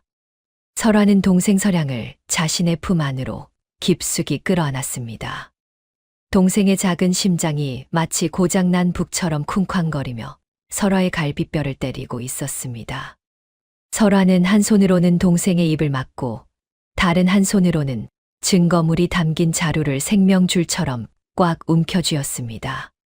제발, 제발 그냥 나가라. 제발. 마음속으로 수천 번, 수만 번 기도를 올렸습니다. 하지만 그 간절한 바람을 비웃기라도 하듯 방 안에서는 숙부 김진사의 거친 숨소리와 발소리가 점점 더 선명하게 들려왔습니다. 김진사가 하인들에게 고래고래 소리를 질렀습니다. 불 켜, 더 환하게 밝히란 말이다. 뒤주 틈새로 새어들어오는 붉은 불빛이 어둠 속에 춤을 추듯 질렁였습니다. 김진사는 짐승처럼 씩씩거리며 방 안을 서성였습니다. 분명 이 근처로 튀었는데 귀신이 곡할 노릇이군. 도대체 어디로 숨었단 말이냐? 김진사는 방바닥을 쿵쿵 구르며 장롱문을 벌컥 열어젖혔습니다. 텅 빈 장롱 안을 확인한 그가 욕설을 내뱉으며 문을 쾅 닫았습니다. 그 충격에 뒤주 안에 있던 자매의 몸이 움찔 떨렸습니다. 설양이 공포를 이기지 못하고 숨을 삼키는 소리를 냈습니다. 설화는 기겁하며 동생의 입을 더욱 세게 틀어막았습니다. 다행히 김진사가 화병을 걷어차는 소리에 묻혀 들키지 않았습니다. 김진사는 씩씩거리며 방 안을 맴돌다가 문득 병풍 쪽으로 시선을 돌렸습니다. 김진사의 눈빛이 매섭게 번뜩였습니다. 설마. 김진사는 성큼성큼 병풍 앞으로 다가갔습니다. 그리고 거친 손길로 병풍을 옆으로 치워버렸습니다. 벽장문이 드러났습니다. 뒤주 틈으로 그 광경을 지켜보던 설화의 등줄기에 식은땀이 비 오듯 흘러내렸습니다. 김진사는 떨리는 손으로 벽장문을 확인했습니다. 굳게 닫혀 있었습니다. 김진사는 품에서 예비 열쇠를 꺼내 쑤셔보았지만 당연히 맞지 않았습니다. 제기랄, 열쇠가 없으니 확인할 수도 없고 하지만 문이 잠겨 있으니 들어간 흔적은 없는데. 김진사는 안도의 한숨을 내쉬며 이마에 땀을 닦았습니다. 금고가 무사하다면 장부도 독약도 안전할 것이라 믿은 것입니다. 설화 역시 그제야 막혔던 숨을 아주 조금 내쉬었습니다. 이제 그가 안심하고 나가기만 하면 되었습니다. 헌데 바로 그 순간이었습니다. 김진사가 병풍을 다시 원위치시키려다 말고 바닥을 유심히 내려다보았습니다. 그의 미간이 찌푸려졌습니다. 이게 뭐야? 김진사가 바닥에 떨어진 무언가를 손가락으로 찍어 올렸습니다. 촛불 아래 비친 그의 손가락 끝에는 검붉은 진흙이 묻어 있었습니다. 비 오는 밤 흙투성이가 된 자매가 밟고 지나간 흔적이었습니다. 아무리 조심했어도 신발에 묻은 진흙까지 완전히 없앨 수는 없었던 것입니다. 김진사의 눈이 휘둥그레졌습니다. 그리고 그 진흙 자국은 병풍 앞에서 시작되어 방 한가운데를 가로질러 정확히 한 곳을 향해 이어지고 있었습니다. 그의 시선이 천천히, 아주 천천히 진흙 발자국을 따라 움직였습니다. 그리고 마침내 그 시선이 멈춘 곳은 바로 자매가 숨어있는 뒤주였습니다. 설화의 심장이 덜컥 내려앉았습니다. 눈이 마주친 것도 아닌데 나무 판자 너머로 숙부의 살기 어린 시선이 뚫고 들어오는 것만 같았습니다. 김진사의 입가에 섬뜩한 미소가 번졌습니다. 여기 숨어 계셨나? 김진사는 마치 사냥감을 구석에 모은 늑대처럼 뒷짐을 지고 느릿느릿 뒤주 쪽으로 걸어왔습니다. 한 걸음, 한 걸음이 저승사자의 발소리 같았습니다. 뒤주 바로 앞까지 다가온 김진사는 손가락으로 뒤주 뚜껑을 두드렸습니다. 조카님들, 거기 쌀이 얼마나 들어있는지 궁금해서 들어간 게냐? 아니면 숙부랑 숨바꼭질이라도 하자는 게냐? 조롱 섞인 목소리였지만 그 안에는 끓어오르는 분노가 용암처럼 일렁이고 있었습니다. 더 이상 숨을 곳도 변명할 여지도 없었습니다. 김진사의 날벼락 같은 호통이 떨어졌습니다. 여봐라, 뭐들 하느냐, 당장 이 뚜껑 열어. 하인 2명이 달려들어 뒤주 뚜껑을 잡았습니다. 경첩이 비명을 지르며 뚜껑이 활짝 열렸습니다. 갑작스러운 빛에 설아와 서량은 눈을 뜰 수가 없었습니다. 눈부신 횃불 아래 악귀처럼 일그러진 김진사의 얼굴이 들이닥쳤습니다. 잡았다, 이 쥐새끼들. 김진사가 거칠게 손을 뻗어 설아의 머리채를 휘어잡았습니다. 설아는 비명을 지르며 귀주 밖으로 끌려 나왔습니다. 곧이어 서량도 하인의 손에 짐짝처럼 들려 바닥에 내동댕이 쳐졌습니다. 서량이 울며 불며 빌었지만 김진사는 들은 척도 하지 않았습니다. 살려주십시오. 숙부님 잘못했습니다.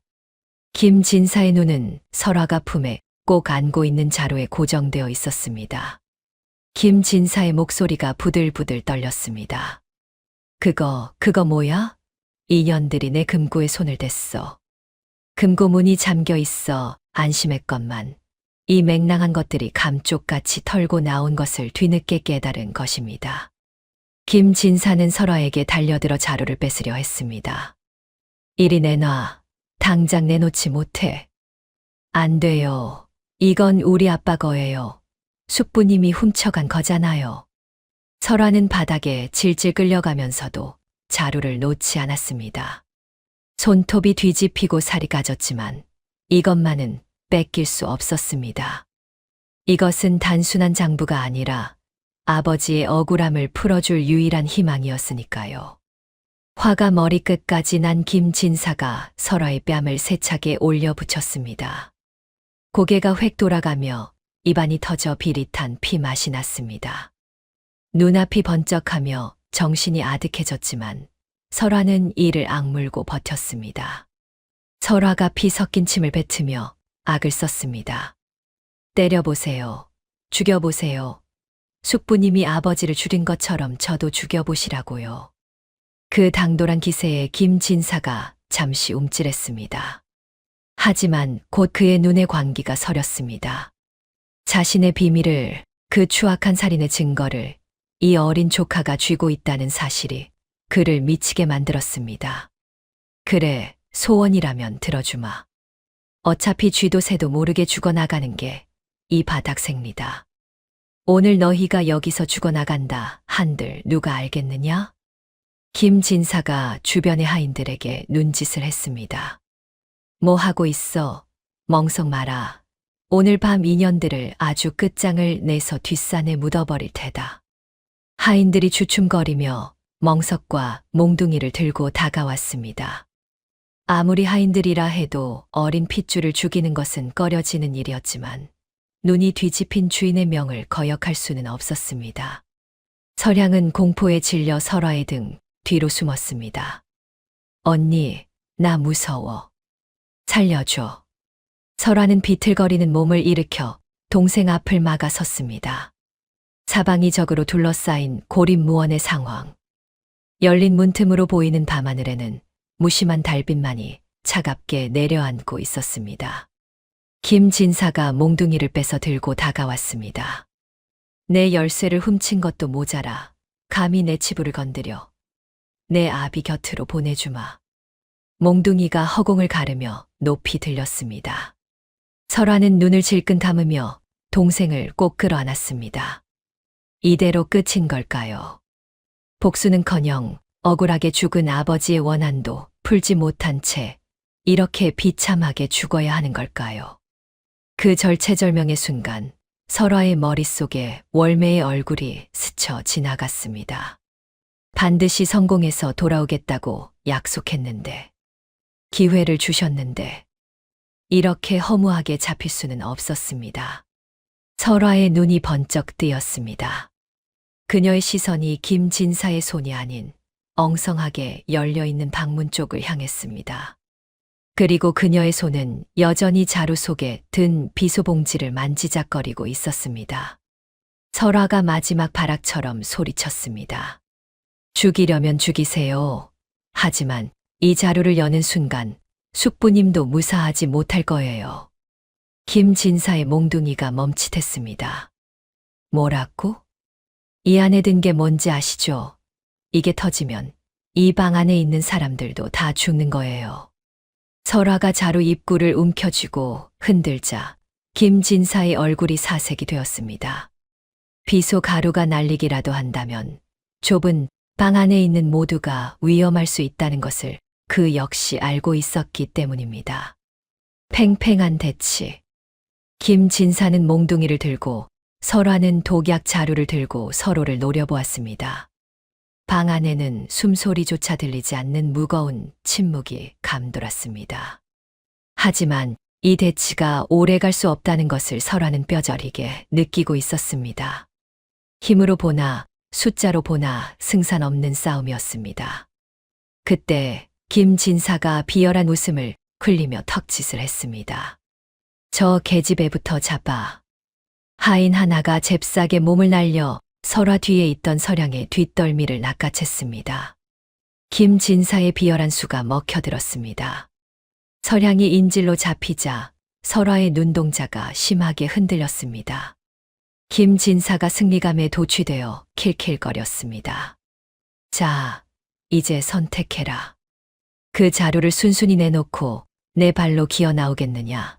아니면 내 동생 목이 부러지는 꼴을 보겠느냐? 설화는 입술을 깨물어 피가 주르륵 흘러내렸습니다. 자루를 내놓으면 증거가 사라지고 안 내놓으면 동생이 죽습니다. 가장 잔인하고도 끔찍한 선택의 순간, 설화의 눈에서 뜨거운 눈물이 솟구쳤습니다. 하지만 그 눈물 너머로 설화는 동생 설량이 입고 있는 헐렁한 겉옷의 매듭을 보았습니다. 그리고 두 자매의 눈빛이 허공에서 얽혔습니다. 말하지 않아도 알 수 있는 며칠간 생사를 넘나들며 쌓아온 자매만의 신호가 오고 갔습니다. 설화가 자루를 바닥에 내려놓는 신용을 하며 천천히 무릎을 굽혔습니다. 김진사의 시선이 자루에 쏠리는 바로 그 찰나의 순간이 다가오고 있었습니다. 방 안에는 숨막히는 정적만이 감돌았습니다.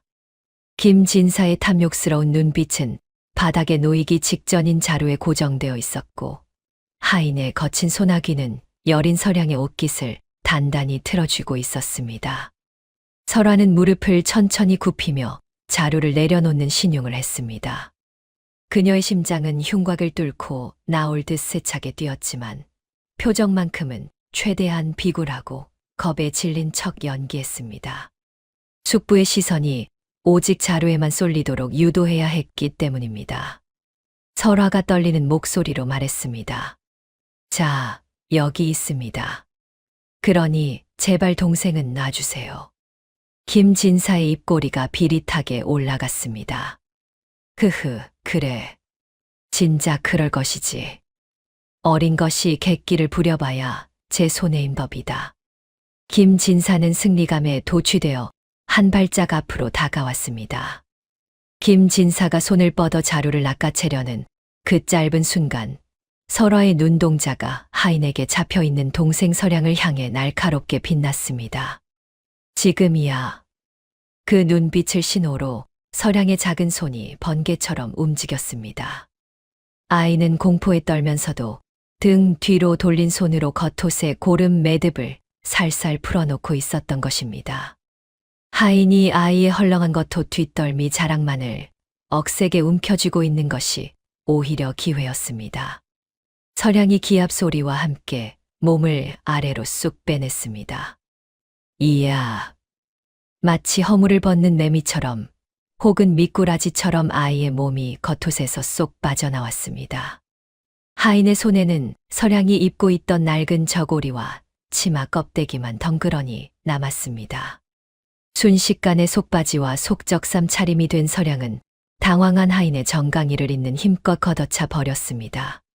하인이 비명을 지르며 뒤로 낮아 빠지는 사이 자루를 바닥에 내려놓으려던 설화가 다시 자루를 획 낚아채며 몸을 날렸습니다.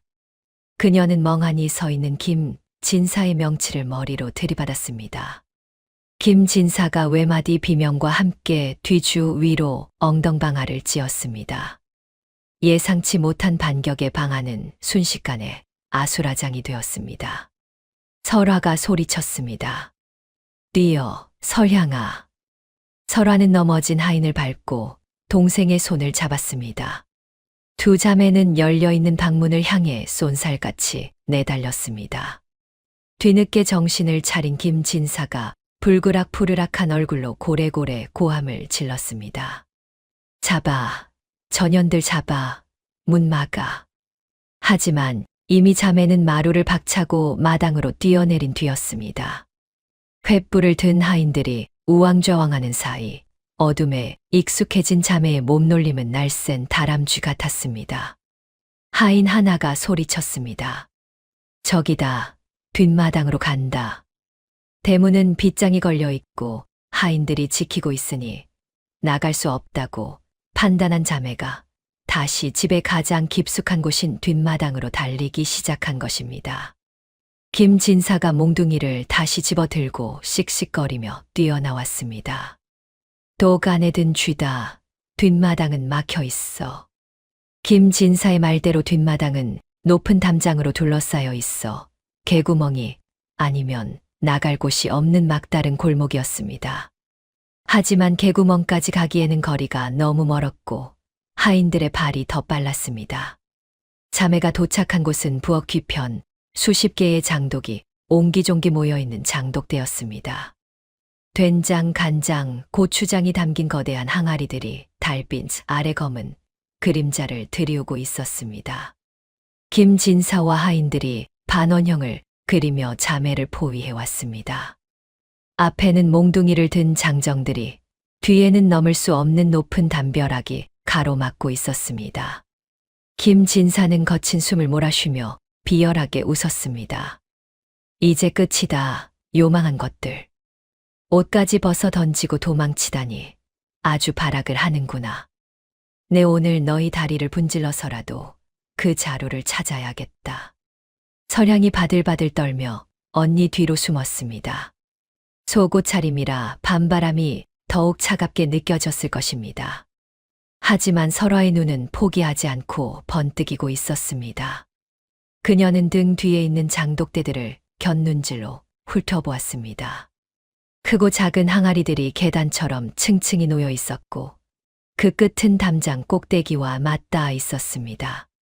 설화는 동생의 귀에 대고 속삭였습니다. 설향아, 나 믿지? 우리 저 항아리 밟고 담 넘는 거야. 저 높은 데를 깨지면 어떡해? 깨지면 깨지는 거야. 잡히면 죽어. 하나, 둘, 셋 하면 뒤돌아서 뛰는 거야. 김진사가 포위망을 좁혀오며 손을 뻗으려는 찰나였습니다. 설화의 외침과 함께 두 자매가 동시에 몸을 돌려 장독대로 뛰어올랐습니다. 지금이야. 하인들이 달려들었지만 자매는 이미 제일 낮은 간장독 위에 올라선 뒤였습니다. 급하게 밟느라 뚜껑 하나가 깨지며 설향의 발이 된장독에 빠졌습니다. 일어나, 멈추면 안 돼. 설화가 동생의 팔을 잡아 끌어올렸습니다. 발에 묻은 된장 때문에 미끄러웠지만 죽으림을 다해 다음 항아리로 또 다음 항아리로 기어 올라갔습니다. 김진사가 악에 받쳐 소리쳤습니다. 돌 던져, 떨어뜨려. 하인들이 바닥에 있는 돌멩이를 주워 던지기 시작했습니다. 돌멩이가 자매의 머리 위를 스치고 지나갔습니다. 설화의 어깨에 돌 하나가 맞았습니다. 뼈가 부서지는 듯한 고통이 밀려왔지만 그녀는 비명조차 지르지 않았습니다. 여기서 떨어지면 끝이었습니다. 품에 안은 자루 속 아버지의 억울함도 동생의 미래도 모두 박살났습니다. 설화는 이를 악물고 마지막 제일 큰 독 위에 올라섰습니다. 이제 담장 꼭대기까지는 손을 뻗으면 닿을 거리였습니다. 가장 발 빠른 머슴 돌쇠가 장독대를 타고 올라와 설향의 발목을 낚아채려 했습니다. 손끝이 서량의 발 뒤꿈치에 스쳤습니다. 잡아, 다리 잡아. 설화가 신고 있던 집신 한 짝을 벗어 돌쇠의 얼굴을 향해 정통으로 던졌습니다. 안 돼. 집신의 얼굴을 맞은 돌쇠가 중심을 잃고 뒤로 휘청거렸습니다. 그가 넘어지면서 뒤따라오던 하인들과 엉켜 장독대 위로 우르르 무너져 내렸습니다. 수십 년 묵은 간장독과 고추장독들이 도미노처럼 쓰러지며 깨졌습니다. 검붉은 간장 국물이 파도처럼 쏟아져 나와 하인들과 김진사를 덮쳤습니다. 김진사가 비명을 질렀습니다. 아이고, 내 장독, 내 1년 농사가. 짠내 진동하는 간장 국물을 뒤집어 쓴 꼴이 가관이었습니다. 그 아수라장 속에서 자매는 마지막 힘을 짜내 담장 꼭대기를 붙잡았습니다. 손톱이 깨지고 손바닥이 까졌지만 기어이 몸을 끌어올렸습니다. 담장 위에 올라선 설화는 가쁜 숨을 몰아쉬며 아래를 내려다보았습니다. 간장 범벅이 되어 허우적거리는 숙부와 하인들의 모습이 보였습니다. 김진사가 붉게 충혈된 눈으로 담장 위를 올려다보며 삿대질을 했습니다. 거기 앉서 내려와. 당장 내려오지 못해? 내가 너희를 가만둘 줄 아느냐? 설화는 피 묻은 입술로 차갑게 웃어주었습니다. 숙부님, 이 장독 값은 나중에 꼭 갚으러 오겠습니다. 그때는 돈이 아니라 관아의 포졸들과 함께 올 테니 기다리고 계세요.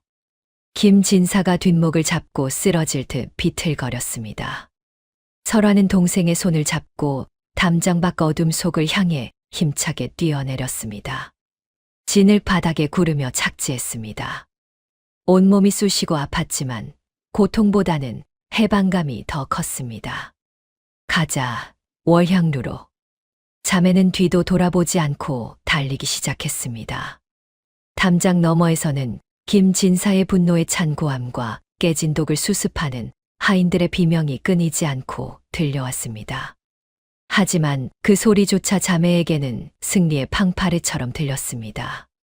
빗물과 땀 그리고 흙탕물로 범벅이 된 두 아이는 어둠을 가르고 마을의 불빛을 향해 자신들을 기다리고 있을 월매를 향해 질주했습니다.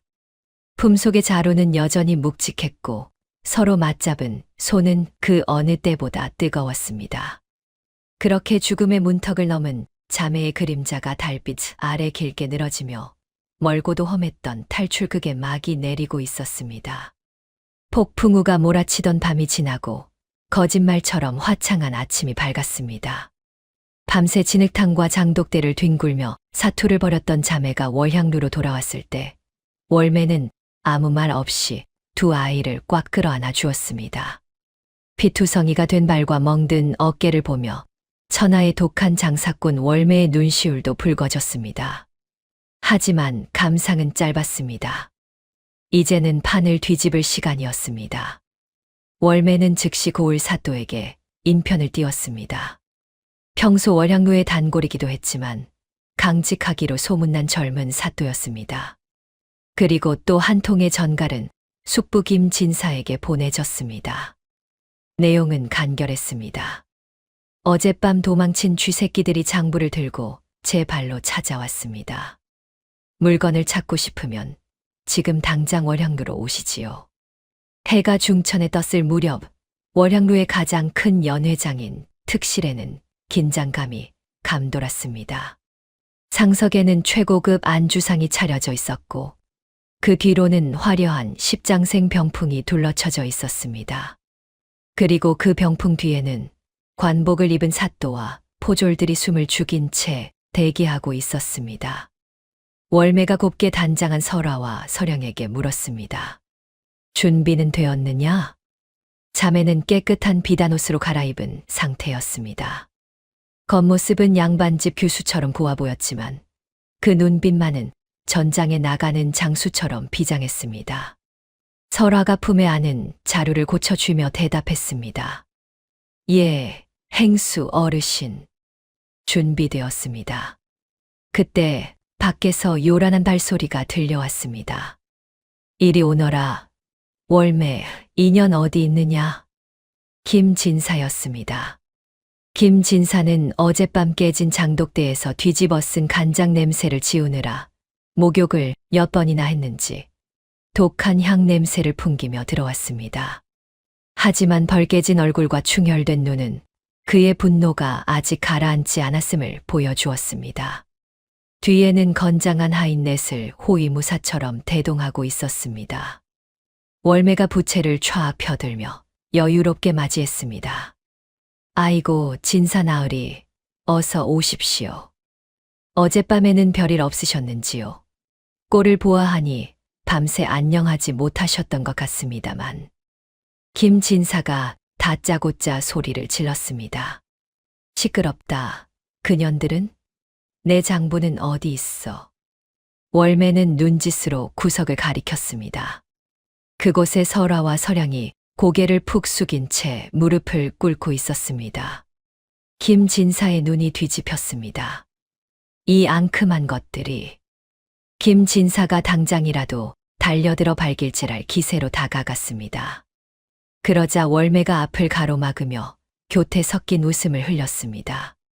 진정하십시오, 나으리. 애들은 이미 제가 혼구멍을 내놓았습니다. 그보다 물건부터 확인하셔야지요. 그리고 제 사례금도 챙겨주셔야 하고요. 월매의 능청스러운 연기에 김진사는 멈칫했습니다. 역시 장사꾼 속물이라 생각했는지 김진사는 코웃음을 치며 자리에 털썩 주저앉았습니다. 그래, 내 물건만 확시하면 사례는 섭섭지 않게 해주마. 술이나 한 잔 따르거라. 월매는 눈짓을 보냈고 기생들이 달려들며 김진사의 잔에 술을 채웠습니다. 독하기로 유명한 가목로였습니다. 김진사는 분을 사기려는 듯 연거푸 술잔을 비웠습니다. 몇 순배가 돌자 그의 얼굴이 붉게 달아오르고 혀가 꼬이기 시작했습니다. 이때다 싶어 월매가 은근한 목소리로 운을 떼었습니다. 헌데 나으리, 저 어린 것들이 들고 온 게 대체 뭡니까? 애들이 말하길 나으리가 형님을 독살하고 재산을 가로챘다고 울고불고 난리던데. 그게 정말입니까? 김진사가 술잔을 탁 내려놓으며 킬킬거렸습니다. 알코올 기운이 올라오자 그의 내면에 있던 오만함과 뒤틀린 우월감이 고개를 쳐들었습니다. 게다가 이곳은 자신의 나와바리나 다름없는 기생집이었고 눈앞에 있는 건 돈밖에 모르는 기생 월매뿐이라 생각했기에 경계심이 완전히 풀려버린 것입니다. 그년들이 떠들고 다니더냐? 맹랑한 것들. 그래, 맞다. 내가 그랬다. 그 멍청한 형님놈 평생 선비인 척 고고하게 굴더니 비소 한 줌에 픽 하고 쓰러지더군. 꼴 좋았지. 병풍 뒤에서 헛기침 소리가 작게 들렸지만 이미 취한 김진사의 귀에는 들리지 않았습니다. 월매는 표정 관리를 하며 부채로 입을 가리고 놀란 척했습니다. 어머나, 세상에. 그럼 정말 독살을 하셨단 말입니까? 그러다 관아에라도 알려지면 어쩌시려오. 큰일 나는 거 아니오? 김진사가 젓가락으로 상을 두드리며 박장대소했습니다. 관아, 이 미련한 여편네야. 관아는 무슨 얼어 죽을. 사또, 그 풋내기 사또 놈은 내 손바닥 안에 있어. 내가 매년 갖다 바치는 뇌물이 얼만데 감히 나를 건드려? 이 고을에서 법은 곧나 김진사란 말이다. 그의 오만방자함은 하늘을 찌를 듯했습니다. 살인과 횡령을 무용담처럼 늘어놓는 그의 추악한 본성이 만천하에 드러나는 순간이었습니다. 그때 고개를 숙이고 있던 설화가 천천히 몸을 일으켰습니다. 그녀의 손에는 문제의 자루가 들려 있었습니다. 설화는 떨지 않았습니다. 오히려 차갑게 식은 눈으로 숙부를 노려보며 또박또박 말했습니다. 숙부님 정말 그리 생각하십니까? 하늘이 보고 땅이 보고 있는데도요? 김진사가 술상을 엎을 기세로 일어났습니다. 뭐라. 이 건방진 년이 어디서 눈을 부라려. 내놓아라. 그 장부와 약봉지 당장 내놓지 않으면 이번엔 정말 죽여버릴 테다. 설화는 물러서지 않고 성큼성큼 다가갔습니다. 그리고 김진사의 눈앞에 술상 위에 자루를 탁 하고 거칠게 내려놓았습니다. 자루의 매듭이 풀리며 낡은 이중장부와 붉은 비소 약봉지가 적나라하게 드러났습니다. 여기 있습니다. 숙부님이 그토록 찾으시던 아버지를 죽인 증거와 도둑질한 장부입니다. 김진사가 손을 뻗어 약봉지를 낚아채려는 순간이었습니다. 천둥 같은 호통 소리가 연회장을 쩌렁쩌렁 울렸습니다. 네 이놈. 김진사가 깜짝 놀라 엉덩방아를 찌으며 뒤를 돌아보았습니다. 화려한 십장생 병풍이 양옆으로 밀려나며 그 뒤에서 서슬퍼런 관복을 입은 사또가 위엄 있게 걸어 나왔습니다. 그의 뒤로는 육모방망이를 든 포졸들이 들이닥쳤습니다. 김진사의 얼굴에서 핏기가 싹 가셨습니다. 술이 확 깨는 듯 눈동자가 지진난 것처럼 흔들렸습니다. 자, 사또 나으리? 나으리가 여긴 어찌 내 놈의 그 더러운 주둥이로 내뱉은 자백을 들으러 왔다. 내가 내 손바닥 안에 있다고. 내 놈의 뇌물 때문에 법이 굽을 줄 알았더냐. 사또의 얼굴은 분노로 붉게 달아올라 있었습니다. 사또는 김진사가 보낸 뇌물을 받은 적도 없거니와 평소 고을 유지랍시고 거드름 피우는 그를 예의주시하고 있던 차였습니다. 김진사가 바닥에 납작 엎드려 비굴하게 변명을 늘어놓았습니다. 아닙니다. 오해십니다. 이건 다 저 기생년이 꾸민 함정입니다. 저는 그저 술김에 헛소리를. 방금 전까지 법은 곧 나라고 외치던 위풍당당함은 온데간데 없고 살려달라고 애원하는 늙은 죄인만이 있을 뿐이었습니다. 월매가 싸늘하게 비웃으며 부채를 접었습니다. 함정이라뇨. 나으리께서 제 입으로 술술 불지 않으셨습니까? 형님을 비소로 죽였다고, 꼴 좋았다고 말입니다. 김진사가 월매에게 달려들려 하자 포졸들이 즉시 그를 제압했습니다. 무릎 꿇어라. 포졸들의 억센 소나기에 김진사의 무릎이 바닥에 지시겨졌습니다. 사또는 설화가 내놓은 증거물을 집어들었습니다. 이중장부를 펼쳐보니 김진사가 빼돌린 곡식과 돈의 액수가 입이 떡 벌어질 정도였습니다. 그리고 붉은 약봉지를 열어 냄새를 맡아본 사또의 미간이 찌푸려졌습니다. 비소로구나. 사람을 죽일 때 쓰는 맹독이다. 내 놈의 금고에서 나온 이 물건들이 바로 움직일 수 없는 증거다. 그래도 오리발을 내밀 셈이냐? 김진사는 아무 말도 하지 못하고 부들부들 떨기만 했습니다. 완벽한 패배였습니다. 자신의 입으로 범행을 자백했고 결정적인 물증까지 나왔으니 빠져나갈 구멍은 없었습니다. 사또가 엄숙하게 판결을 내렸습니다. 죄인 김아무개는 친형을 독살하고 조카들의 재산을 가로챈 것도 모자라 인신매매까지 시도한 천인공노할 죄를 저질렀다. 또한 관할을 모독하고 국법을 유린하였으니 당장 이놈을 하옥하고 엄히 문초하여 죄를 낱낱이 밝혀라. 포졸들이 김진사를 포승줄로 꽁꽁 묶어 끌고 가기 시작했습니다. 예의. 김진사는 끌려가면서도 돈 타령을 하며 발버둥 쳤습니다. 나으리, 사또 나으리, 한 번만 용서해 주십시오. 내 돈 다 드리리다, 제발. 그 추한 꼴을 보며 연회장에 있던 기생들과 악사들이 손가락질하며 수군거렸습니다. 끌려가던 김진사가 문턱에서 고개를 돌려 설화와 설향을 보았습니다. 김진사의 눈에는 원망과 도끼가 서려 있었지만 이제 그는 이빨 빠진 호랑이에 불과했습니다. 설화는 그런 숙부를 피하지 않고 똑바로 응시했습니다. 그리고 나직하지만 단단한 목소리로 말했습니다. 돈으로 사람을 살 수는 있어도 죄를 덮을 수는 없습니다. 아버지가 계신 곳을 향해 평생 속죄하며 사세요. 김진사는 그 말에 무언가에 얻어맞은 듯 멍한 표정을 짓더니 이내 고개를 떨구고 짐승처럼 울부짖으며 끌려나갔습니다. 김진사의 비명 소리가 월향로 담장을 넘어 멀리 사라질 때까지 아무도 말을 하지 않았습니다. 상황이 정리되자 사또가 자매에게 다가왔습니다. 너희들이 큰일을 했다. 이 장부는 국고로 환수될 것이고 범죄로 축적한 재산은 몰수하겠으나 너희 아버지가 본래 남기신 유산은 마땅히 너희에게 돌려주도록 조치하마. 설화와 설양은 사또 앞에 엎드려 뜨거운 눈물을 쏟았습니다. 감사합니다. 나으리. 감사합니다.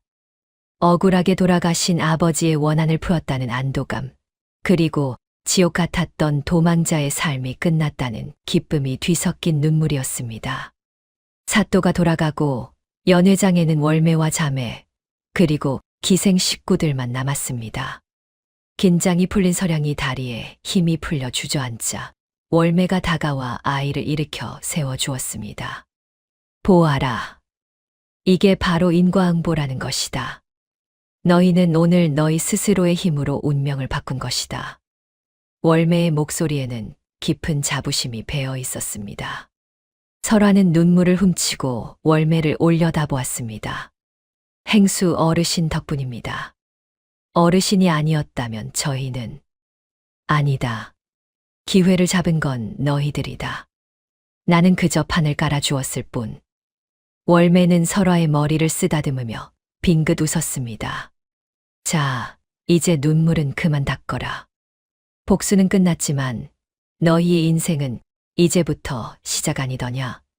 김진사의 재산을 되찾게 되었으니 이제 다시 양반댁 아기씨로 돌아가 편히 살 수 있겠구나. 월매의 말에 설화와 설양이 서로를 마주 보았습니다. 막대한 유산과 으리으리한 기와집이 다시 그들의 것이 되었습니다. 이제 굳이 천한 기생집에 머물며 고생할 필요가 없었습니다. 보통의 아이들이라면 당장 집으로 돌아가겠다고 했을 것입니다. 하지만 설화의 눈빛은 흔들리지 않았습니다. 그녀는 설양의 손을 꼭 잡고 월매에게 한 걸음 다가갔습니다. 그리고 예상치 못한 대답을 내놓았습니다. 아니요, 어르신. 저희는 돌아가지 않겠습니다. 뭐라, 집을 되찾았는데 안 가겠다니? 텅 빈 집에서 과거를 파먹으며 사는 건 의미가 없습니다. 저희는 약속을 지키고 싶습니다.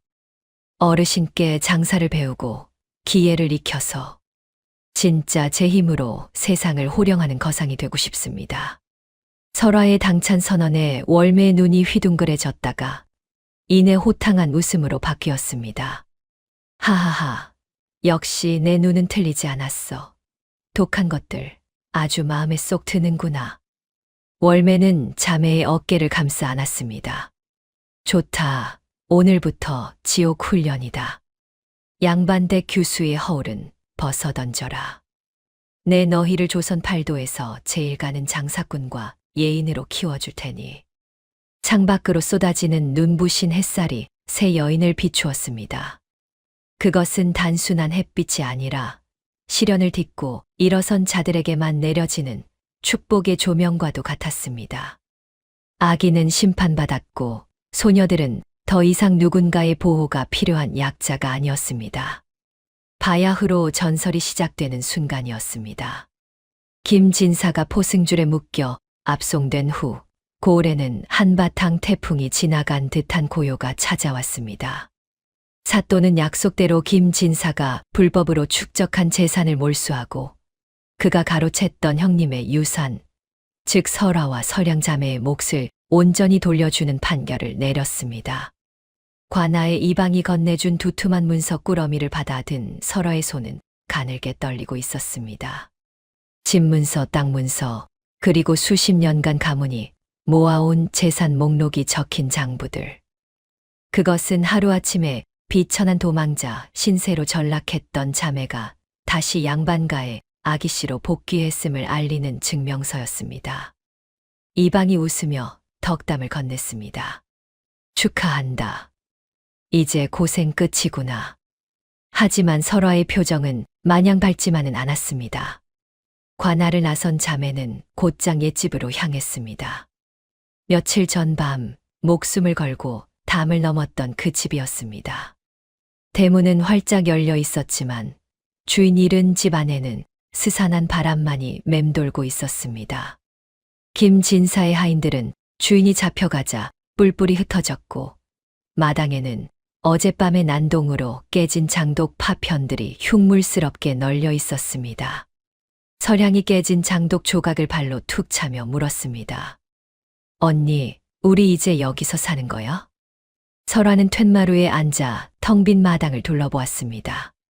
이곳은 아버지가 살아계실 때 웃음꽃이 피던 곳이었지만 동시에 숙부의 탐욕과 사리가 서려 있는 지옥이기도 했습니다.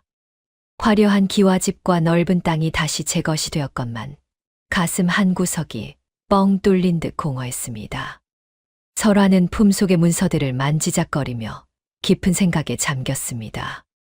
양반이라는 허울, 아기씨라는 껍데기가 과연 자신들을 지켜주었는가? 아니었습니다. 위기의 순간 자신들을 구한 것은 신분이 아니라 살고자 하는 의지와 기지, 그리고 월매라는 든든한 조력자였습니다. 설화가 물었습니다. 설향아, 너는 다시 예전처럼 바느질이나 배우고 글이나 읽으면서 얌전한 교수로 살고 싶니?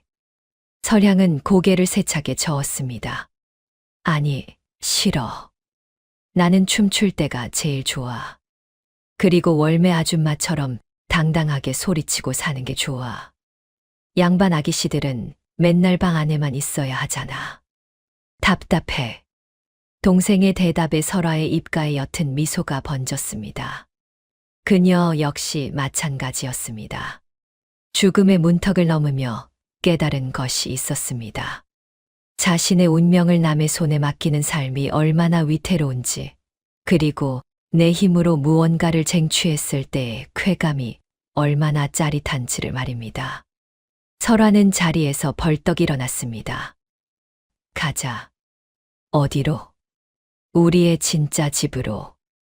자매는 미련 없이 대문을 나섰습니다. 등 뒤로 거대한 기와집이 멀어져 갔지만 두 아이의 발걸음은 그 어느 때보다 가벼웠습니다. 월향루에 앉은 채 월매는 짐을 싸고 있었습니다. 비단 옷 몇 벌과 쌈짓돈을 챙겨 자매에게 건네줄 참이었습니다. 이제 갈 때가 되었구나. 귀한 집 자식들이 이런 천한 곳에 오래 머물러서야 쓰겠느냐. 월매는 애써 담담한 척 말했지만 곰방대를 잡은 손끝이 미세하게 떨리고 있었습니다. 고작 며칠이었지만 당돌하게 거래를 제안하던 설화와 재롱을 부리던 설향에게 정이 듬뿍 들어버린 탓이었습니다.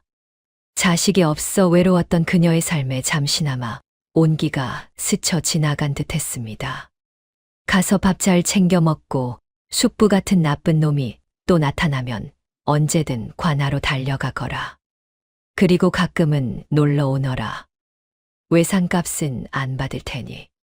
월매가 등을 돌린 채 눈물을 훔치려는데 등 뒤에서 쿵 하고 무거운 것이 놓이는 소리가 들렸습니다. 이게 뭐냐? 월매가 뒤를 돌아보니 설화가 집문서와 땅문서가 등꾸러미를 탁자 위에 올려놓고 있었습니다. 장사 미천입니다. 자금. 그게 무슨 소리냐? 저희는 돌아가지 않습니다. 이 집과 땅을 모두 팔아 현금으로 바꾸면 어마어마한 돈이 될 겁니다. 이 돈을 월향루와 앞으로 우리가 만들 상단에 미천으로 삼겠습니다. 월매의 눈이 휘둥그레졌습니다. 양반집 교수가 제 발로 호랑이 굴로 들어오겠다는 것도 모자라 전 재산을 걸겠다니 믿을 수 없는 노릇이었습니다. 너 제정신이냐? 이건 내 아비가 물려준 유산이야. 편하게 살 수 있는 길을 두고 왜 가시밭길을 가려 하느냐? 편한 길은 언제든 무너질 수 있다는 걸 배웠으니까요. 저는 어르신께 장사를 배우고 싶습니다. 단순히 물건을 파는 게 아니라 사람의 마음을 사고 세상을 잇는 법을요. 그래서 다시는 그 누구도 우리 자매를 함부로 대하지 못하게 제 힘으로 거상이 될 겁니다. 설화의 눈빛은 확고했습니다. 옆에 있던 설향도 월매의 허리춤을 끌어안으며 거들었습니다. 아줌마, 나도 갈 데 없어. 나 여기서 춤 배우고 노래 배울 거야. 조선에서 제일 가는 예인이 될 거야. 나 쫓아내지 마십시오. 월매는 한참 동안 두 자매를 번갈아 바라보았습니다. 기가 막히기도 하고 가슴이 벅차오르기도 했습니다. 그녀는 결국 참았던 웃음을 터뜨렸습니다. 하하하, 정말 지독한 것들이 굴러들어왔구나. 제 발로 기생집에 들어와 거상이 되겠다는 양반이라니. 조선 팔도에 이런 기막힌 야담이 또 어디 있겠느냐. 월매는 문서 꾸러미를 탁탁 치며 호탕하게 외쳤습니다. 좋다. 내 너의 그 당돌한 미천을 받아들이마. 허나 각오해라. 내 밑에서 일을 배우려면 뼈가 으스러지도록 고될 것이다. 양반물 다 빼고 바닥부터 기어야 한다. 할 수 있겠느냐? 예, 무엇이든 하겠습니다. 자매의 힘찬 대답이 월향루를 가득 채웠습니다. 혈연보다 더 진한 선택으로 맺어진 새로운 가족의 탄생이었습니다. 그로부터 10년이라는 세월이 유수와 같이 흘렀습니다. 조선의 상업 중심지인 한양의 운종가. 그곳에서도 가장 목이 좋은 곳에 으리으리한 3층 목조 건물이 우뚝 서 있었습니다. 바로 조선 최대의 상단이자 복합문화 공간인 월설상단이었습니다. 대행수님, 청국 상단에서 비단거래 건으로 기별이 왔습니다. 값을 2배로 쳐주겠다는데 어찌할까요? 상단의 집무실, 분주하게 오가는 사원들 사이로 다나하면서도 카리스마 넘치는 여인이 서류를 검토하고 있었습니다. 22살이 된 설화였습니다. 그녀는 붓을 들어 서류에 서명하며 차분하게 지시를 내렸습니다. 거절하세요. 지금 청국은 흉년이라 비단보다 곡식이 급할 겁니다. 비단 대신 우리 창고에 있는 쌀을 보내주겠다고 하세요. 대신 내년 봄에 들어올 최상품 차의 독점권을 달라고 하십시오. 예, 알겠습니다. 설화의 판단은 언제나 정확했습니다. 그녀는 월매에게 배운 상술에 타고난 비상한 머리를 더해 10년 만에 상단을 조선 최고의 위치에 올려놓았습니다. 사람들은 그녀를 여자 김만덕이라 부르며 존경해 맞이 않았습니다. 한편 상단 옆에 위치한 연회장 월향관은 입구부터 사람들로 인산인해를 이루고 있었습니다. 오늘 설향 명창에 공연이 있는 날이라지. 자리가 없어서 못 들어간대. 웃돈을 줘서라도 표를 구해야 해. 무대 뒤편 화려한 무복을 입고 거울 앞에 앉아있는 여인. 18살이 된 설향이었습니다. 젖살이 빠진 그녀의 얼굴은 눈부시게 아름다웠지만 결코 가벼워 보이지 않는 기품이 흘렀습니다. 그녀는 단순한 기생이 아니라 조선의 소리와 춤을 집대성한 최고의 예인으로 추앙받고 있었습니다. 머리가 희끗희끗해진 월매가 다가와 설향의 어깨를 주물러 주었습니다. 이제는 경영일선에서 물러나 자매의 든든한 고문 역할을 하고 있는 그녀였습니다. 설향아, 긴장되지 않느냐? 긴장은요. 오늘 오신 손님들의 혼을 쏙 빼놓을 겁니다. 어머니. 설향이 어머니라고 부르자 월매의 눈가가 촉촉해졌습니다. 공연이 시작되고 설향이 무대에 올라 부채를 펴자 객석에서는 탄성이 터져 나왔습니다. 그녀의 손짓 하나, 눈빛 하나의 사람들은 울고 웃었습니다. 그것은 단순한 유희가 아니라 사람들의 지친 마음을 어루만지는 예술이었습니다. 공연이 끝나고 밤이 깊었을 때 세 여인은 상단 옥상 정자에 모여 앉았습니다. 둥근 보름달이 그녀들을 비추고 있었고 아래로는 그녀들이 일궈낸 번화한 거리가 불야성을 이루고 있었습니다. 설화가 술잔을 채우며 말했습니다. 어머니, 그리고 설향아. 기억나?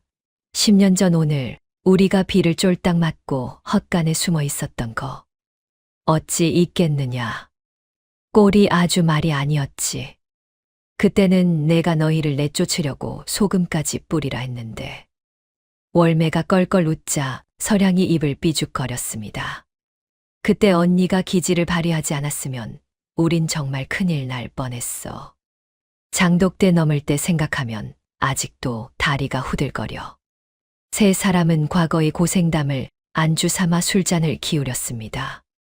그때의 치열함이 있었기에 지금의 평화가 더욱 달콤했습니다. 나는 지금이 제일 행복하다. 돈이 많아서가 아니라 너희들이 이렇게 훌륭하게 자라주어서. 그리고 우리가 함께라서. 월매의 말에 자매는 말없이 고개를 끄덕였습니다. 피 한 방울 섞이지 않았지만 그들은 그 어떤 가족보다 끈끈하게 연결되어 있었습니다. 설화가 난간에 기대어 달을 올려다 보았습니다. 10년 전 뒤주 속에 갇혀 떨면서 보았던 그 차가운 달빛이 아니었습니다. 지금 그녀를 뒤추는 달빛은 따뜻하고 풍요로웠습니다. 문득 서량이 물었습니다. 숙부님은 어떻게 되셨을까요? 설화가 담담하게 대답했습니다. 들리는 소문에는 유배지에서 병을 얻어 쓸쓸하게 생을 마감했다고 하더구나. 욕심이 화를 부른 게지. 복수는 완성되었고 악인은 사라졌으며 선한 이들은 승리했습니다.